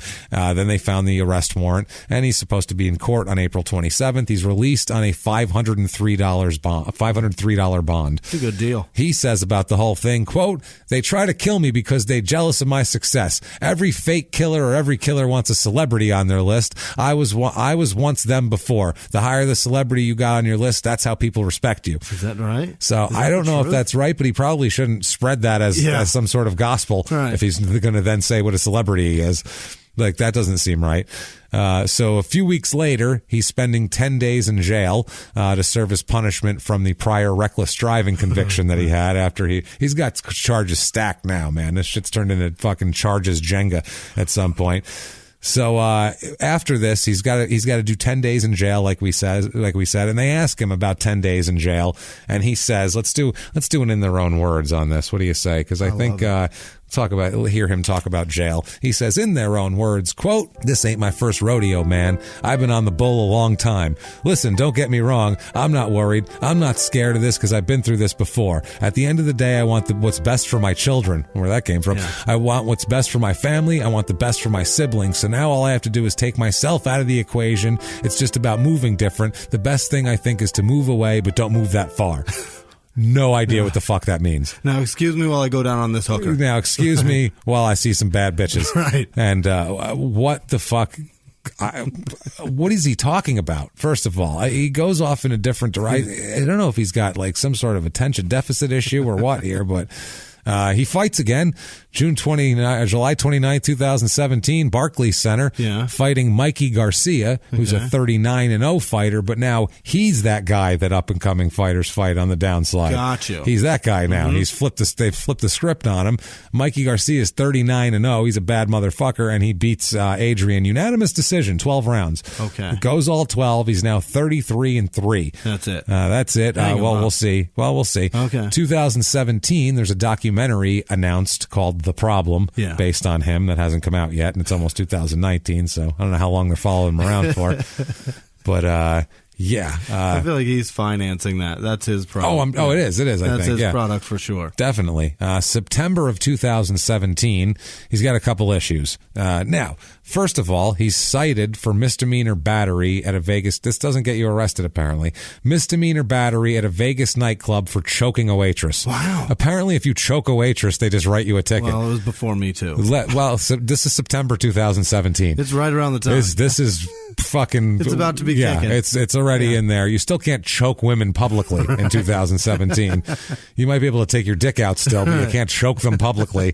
I'd assume that would get you some kind of arrest or something. He denies any wrongdoing. Yeah, He's like, oh, I wasn't choked a waitress a little bit. I mean, obviously, my shit was late. Sometimes. I said blue cheese. That bitch didn't listen. That's what happens. He didn't say that, but he might as well have. Cops were called to the Dries nightclub, 3:30 a.m. again. Female server complained that he put his hands around her neck and said, quote, bitch, I will knock you out. So I feel like choking a woman who's just working. That's a solid quote. Saying, quote, bitch, I will knock you out. That's a pretty strong ticket to write right there. That's maybe he was just singing LL Cool J's lyrics wrong while he was choking her, which is the problem. You can sing the lyrics all you want. It's when you have your hands wrapped around a woman's throat involuntarily that while she's not saying, please choke me, then there's a problem. So, cops get there and they all corroborated the witness's story or the woman's story, and also the incident is captured on video. Of course, cops talk to Adrien, and he obviously says, "I am completely innocent of all these charges. This is absolutely ridiculous. I'm rich, bitch. Have no one told you that?" He adjusted his cardigan and he fucking walked off. No, they said there was enough evidence to cite him, but he's not arrested, just given a citation, and told he has a later court date. Keep that in mind because he won't go to that. Okay. And the accuser said she did not require medical attention. Now, another problem happened in September of this year when he's in Vegas again, and there's video of him knocking out a man and shoving a woman on the street in Las Vegas. On the street? On the street. This is right on the strip. Good Christ. This is near the MGM Hotel. He's signing autographs and taking photos with fans. So he's in a friendly environment, and the video shows him becoming upset. Nobody can see what's wrong with him. Yeah. Some woman is there trying to calm him down, being nice. So he shoves her, obviously, pushes her off into a group of people. She goes flying like crazy. So then another man who was just standing nearby, Broner turns and knocks him unconscious. Awesome. Hits him once, drops him to the ground, unconscious. This guy's down there. And then security then tries to talk to him and end up letting him go for some reason. After he just drilled a man? There's an unconscious man and a woman who just got shoved across the thing, and they're like, you can go now. You're fine. Leave. Please leave. Yeah. Wow. Violence is tolerated in Vegas, it sounds like. Vegas, they're just like, get out of here. Get out of here. Damn it. You just get. So this is fucking ridiculous, man. This I don't even know what to say about this. His fucking family, like his mom saying they're proud of everybody. Right. She has to be embarrassed now. At some point. If the father was taking credit for all the good things, you got to take credit for this shit too. That's got to be fucking embarrassing. What if you're some poor guy standing on the street? Hey, can I get an autograph? Will you wake up a day later? Right. What happened? Did I get the autograph? No, you didn't. He did get tattooed. You did get tattooed, though. I feel bad for all these people, Jimmy, but not nearly as bad as I feel for Adrien Broner. No. Same spelling, too. Adrien, not A-N, so it's a more uncommon spelling. Yep. Broner, who is a temporary customer service representative, part-time worker at Auto Club Group in Wichita, Kansas, which sounds terrible. That's a tough life. But at least he's not being mocked by two assholes on a podcast for 2 hours about every dumb thing he's ever done in his life, so not as bad as I feel for that guy. But February 13th, 2018, he is booked into the Fulton County Jail in Atlanta on a sexual battery charge. That's not good. This isn't good. It turns into it's a misdemeanor charge, sexual battery. This is this particular one. It's inside. This is fucking ridiculous. They're at the Lenox Square Shopping Center at the mall. Okay, at the fucking mall, inside the Louis Vuitton store at the mall. He's accused of groping a woman. He grabbed somebody by the pussy. I don't know. The exact location of the grab is unknown. The woman accused him of inappropriately groping her. He denied the charges to police, as he always does, even when it's on video. By the way, video of the incident at the shopping center shows him arguing with a woman in a white sweater and a denim vest while they're encircled by a small group of people. At different moments, they say a man in a flannel shirt can be seen holding her back. Okay. So they're fighting. Broner appears to be restrained by somebody he's with, and they later follow him out of the mall.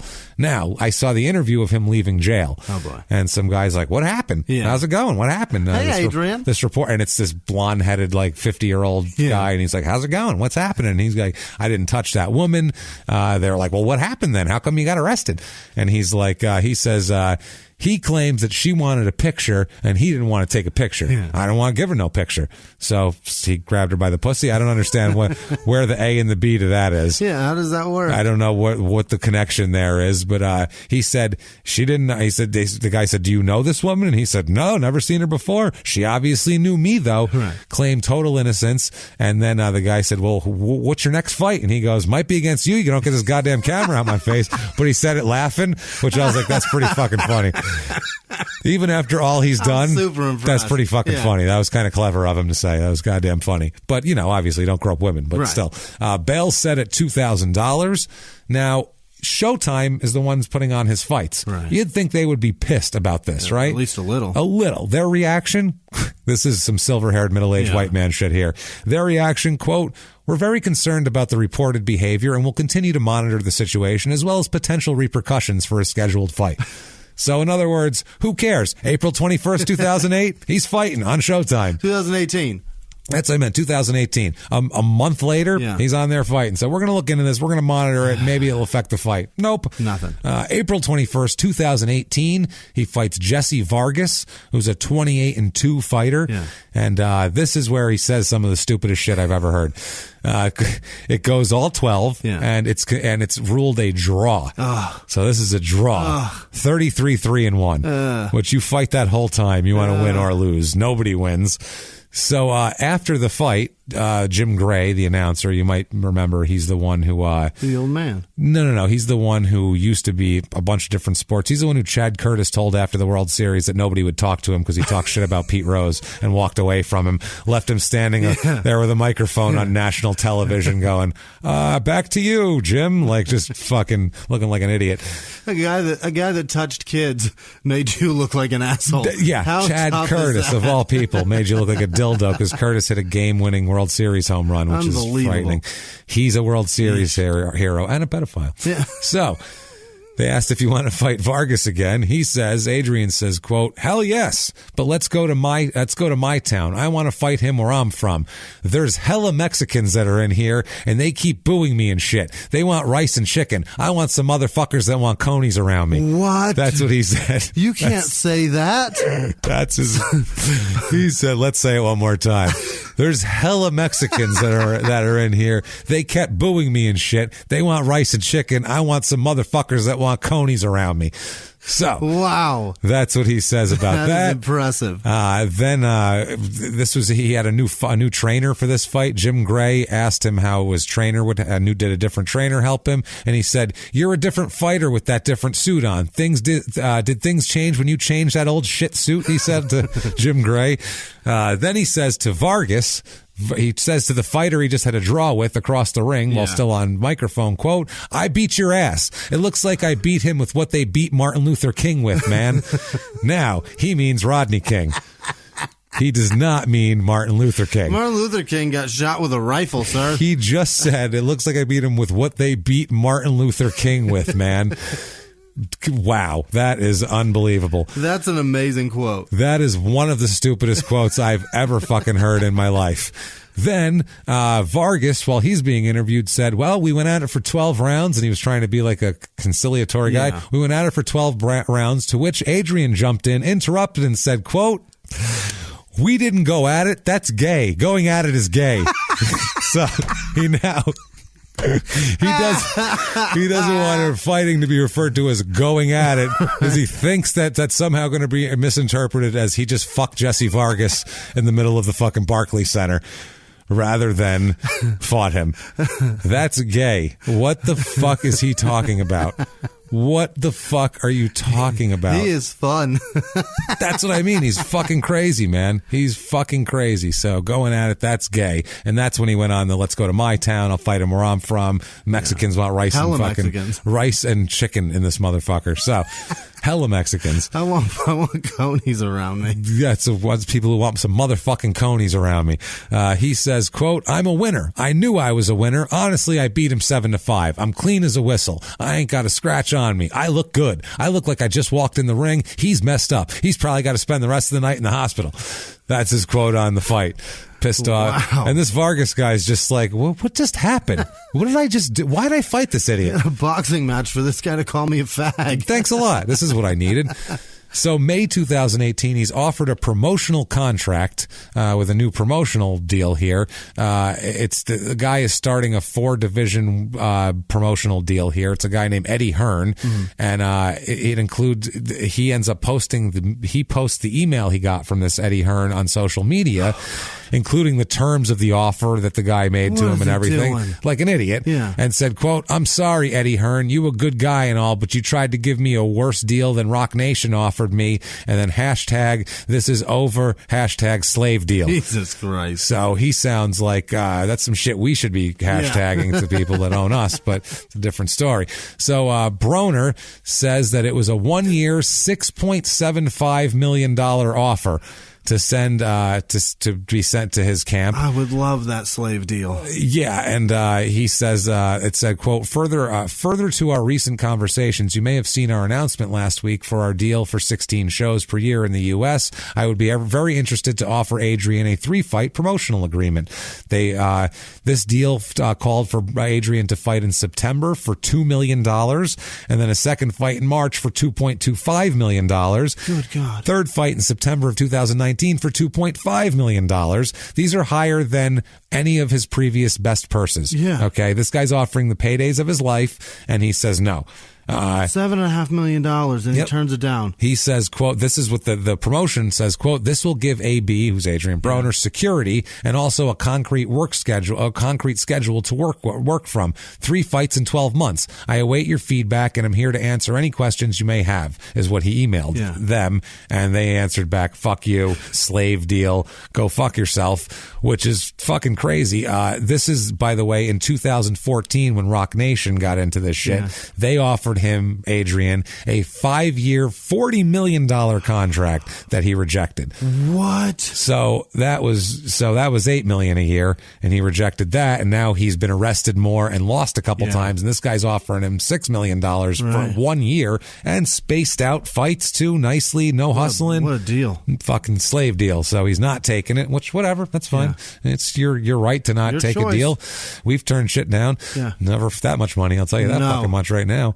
No, because we'd be taking that and celebrating. A $40 million, $5-year deal, we'd be like, figure out what to say. We'd be telling you, hey guys, keep your Patreon. Right. We're fine. We're good. That's what we'd be saying. Don't ever send me another dime. No. Now, keep your Patreon coming because we need it. No one's giving us $40 million. Not at this moment. No. August 22nd, 2018, he has the incident at Wendy's, okay? Yeah. He's at a Wendy's. It's like late night at Wendy's, okay? My favorite. There's other people there. It's on video. Yeah. He is holding a giant wad of $100 bills, $10,000 in cash. Okay. And in the footage, he's saying, I got a proposition for you. He's saying this to the fast food employees behind the counter who are several larger black women. Yeah. And he is saying to them, quote, I got $10,000 cash and you quit this job right now. I'll give you $10,000 cash to quit this job right now. And he's waving shit around, and all the clerks are looking at him like they all have that look like, what the fuck is wrong with this asshole? That's fake money or some shit. Where's the catch, motherfucker? Nobody's buying a word of this shit. They're all looking at him. Some lady next to him says, I quit my job right here and now. I don't give a fuck. And he says, nah, you're not the one who got work to do. They're actually at work. I don't know if you got a job. These people, blah, blah, blah. And none of the employees will not even ask him a question. They will not acknowledge he exists. They're looking at him like he's standing on the counter waving his dick around, and they've just called the police. That's what they're looking at. Like, the cops will be here in a minute. Just wait. Don't say anything. Just flip the square burgers. It's cool. It's fine. So he does all of that. Nobody does anything. Nobody accepts it. You'd think somebody who worked at Wendy's would have just been like, all right, motherfucker, snag it. Bye, and then come back the next day. What does he know? Who cares? This is a verbal contract. There's nothing signed here. I quit. I'll get rehired tomorrow. Jesus Christ, man. So nobody does that. September of 2018, the WBC, World Boxing Council, they have the Clean Boxing Program, which is they administer random drug tests to every fighter in the top 15 of every weight class of the WBC rankings. They release a statement that Broner he missed a drug test and wouldn't show up for one. He received a missed test report as he was located in Florida and they couldn't find him and he missed his drug test. By the way, at this moment, the New York State Boxing Commission, he's suspended by them. I don't know for what, but he's suspended by the New York State. So he's not allowed to fight in New York at this moment. But they're really tough, the New York State one. They're one of the more They're like ones? They're the most difficult one, for some reason. Now, it could be Vegas. They're second. They're the two ones that matter. They're where most of the fights happen. But now they have them all over the place. So September 14th, 2018, he's banned from Uber for life. Banned from Uber for life. He can't ride in it. He can't ride in it. He's not allowed to go on the website. Nothing. He's banned for fucking life. He and some friends. There is an older Hispanic man driving them in a car, and it's him and two friends are in the back seat, crammed into this shit, and the guy's flipping through the radio because they're telling him to. And at one point, a Drake song comes on. Ugh. And they freak out and keep telling him to go back. First of all, no one should react that crazily to Drake. Right. No man, anyway. No. First, number one. Adult. That's wrong, first of all. Now, the boxer, it's him and his friend. They're telling him, turn it up. And they're screaming at him. And then in the video, one of his friends just dives through the middle console and cranks it up himself while screaming in this man's face while he's driving. This man is driving. This guy lunges in, turns it up, and this guy's just like, in his fucking ear. So the video keeps going. They're singing along to the song. The driver looks terrified as fuck as they show him in the rear view till he finally gets to safe area to pull over, and he's like struggling to get his seatbelt off and get the fuck out of the car and away from these goddamn people. So keep the car and Drake. Keep the car and Drake. Fuck you guys. That's honestly a grown man going this crazy over Drake might be the most disturbing development that's happened so far. That's pretty sad. Above sexual assault or anything else that's happened. That's wrong.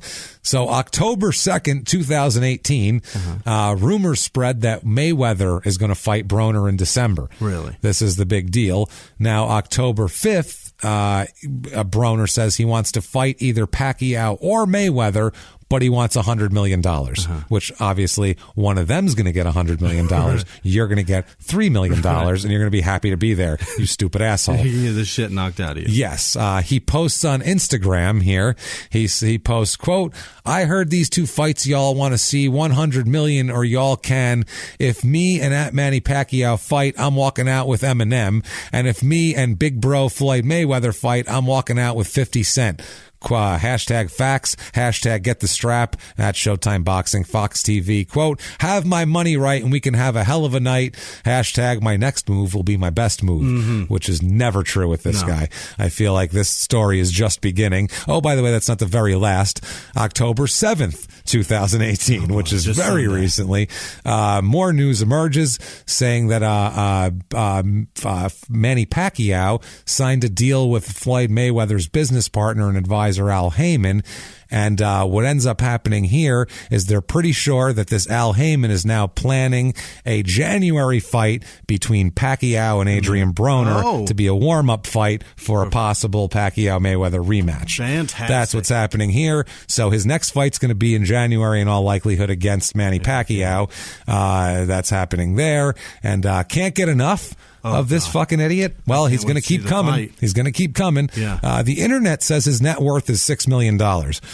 Which we know rich. The internet is, because it says I have $22 million and I don't have anywhere near anything like that. Sounds like he's got a bullet-riddled fucking Tahoe. That's about it. That was a rental. Yeah. So really? Yeah, that was a rental, that Jesus. Tahoe. So who knows? He's probably got about, $4 or $5 grand in the bank at this point, if that's what they're saying. You want to follow him on Instagram. He has 891,000 followers on Instagram, only following 270 people. Also, you can follow him on Twitter, where he has 891,000 followers. Oh, that's Instagram again. And his Twitter is 256,000 followers. Crushing it. Not too shabby at all. Follows, some people here. Nothing wrong. They're mainly links to Instagram. That's all his Twitter is, though. Yeah. So, oh shit, look at this. And a link to Instagram. That's Adrien Broner. My Christ. What a fucking disaster. We're going to hear more. Yeah, that was one of those I want to have an ongoing. Yeah. That's where we're going to keep getting updates. I like it. And he was one that I've been waiting on. It's like you could just wait forever because it's never going to stop. It's going to keep going. Crime and Sports will be over by the time he's done. Yeah. We'll be done before him with the crime. So we needed to get this over with. Then we'll just give you updates and we'll have fun updating you on all the crazy shit he does. Because that was a pretty interesting tale there. If you liked that story, I have an idea of what you can do to tell us about it. Go on iTunes, Apple Podcasts, the purple icon, whatever the hell that is. Go on there, give us 5 stars. Tell us you're following instructions, following directions.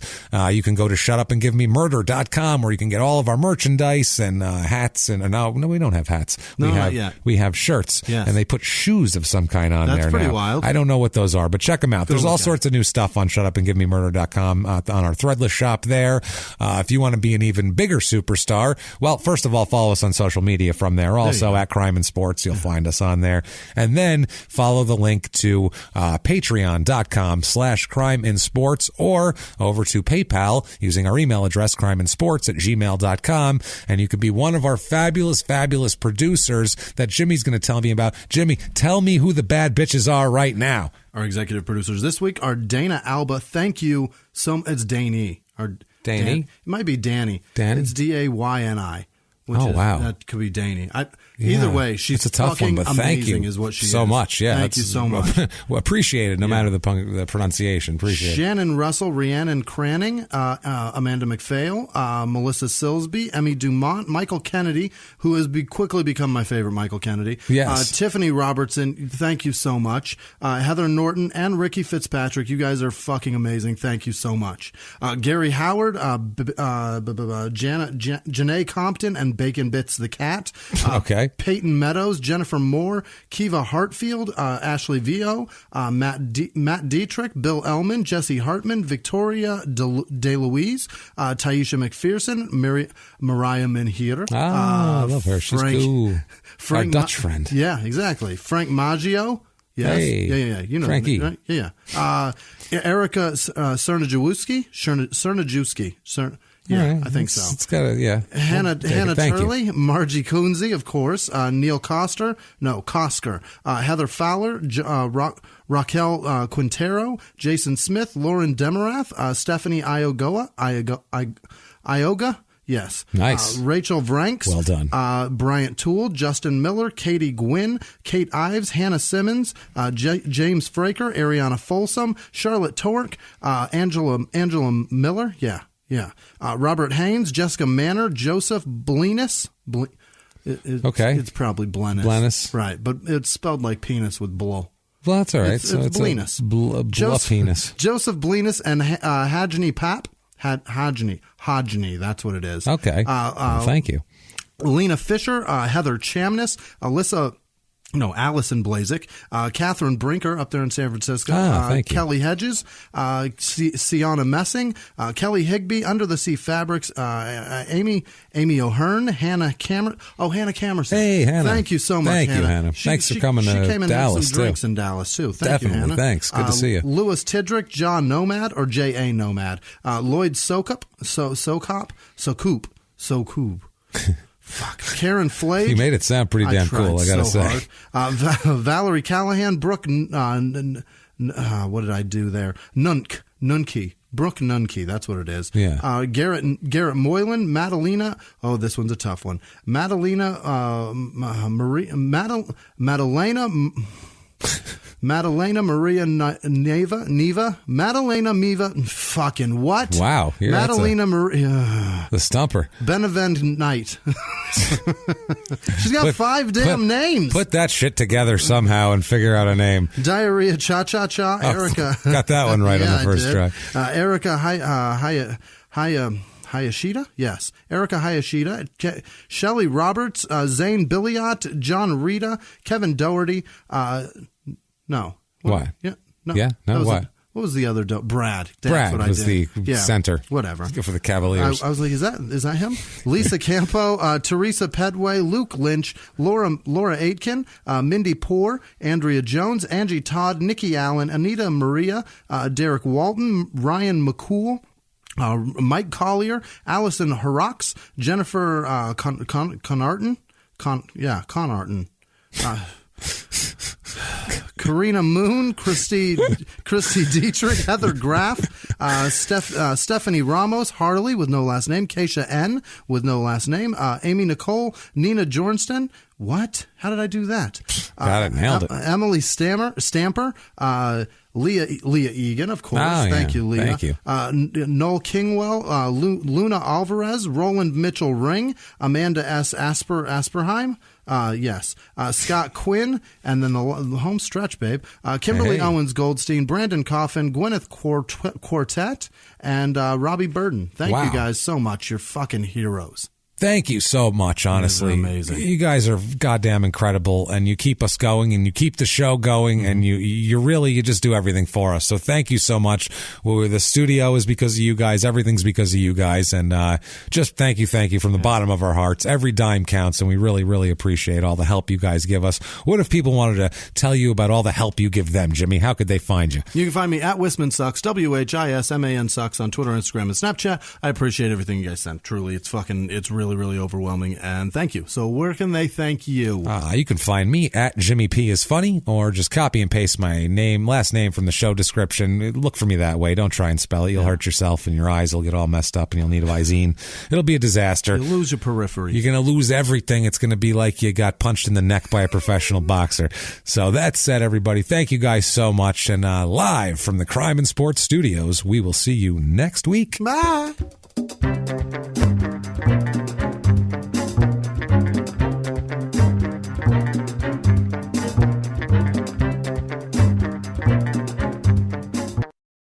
If you like crime and sports, you can listen early and ad-free now by joining Wondery Plus in the Wondery app or on Apple Podcasts. Prime members can listen early and ad-free on Amazon Music. Before you go, tell us about yourself by filling out a short survey at Wondery.com/survey. Everyone out there should listen to Small Town Murder. You really should, mainly because you never know who's next door. And that's the point of this show, really. You never know who is next door. You never know what's going to happen on Small Town Murder. That's what makes it so wonderful. The only thing you do know is that people are going to die, and we're probably going to make jokes about it. That's it. That's all we can promise you. We dig into these towns. We see what makes them tick, from local legends to scandals they may have had. And, of course, the biggest scandals of all, horrible murders that take place there. And we put our, what I feel is a completely appropriate comedic spin on the whole thing. And you know you need a laugh right now. So get in there, listen to Small Town Murder. Follow Small Town Murder on the Wondery app or wherever you get your podcasts. You can listen to Small Town Murder early and ad-free right now on Wondery Plus.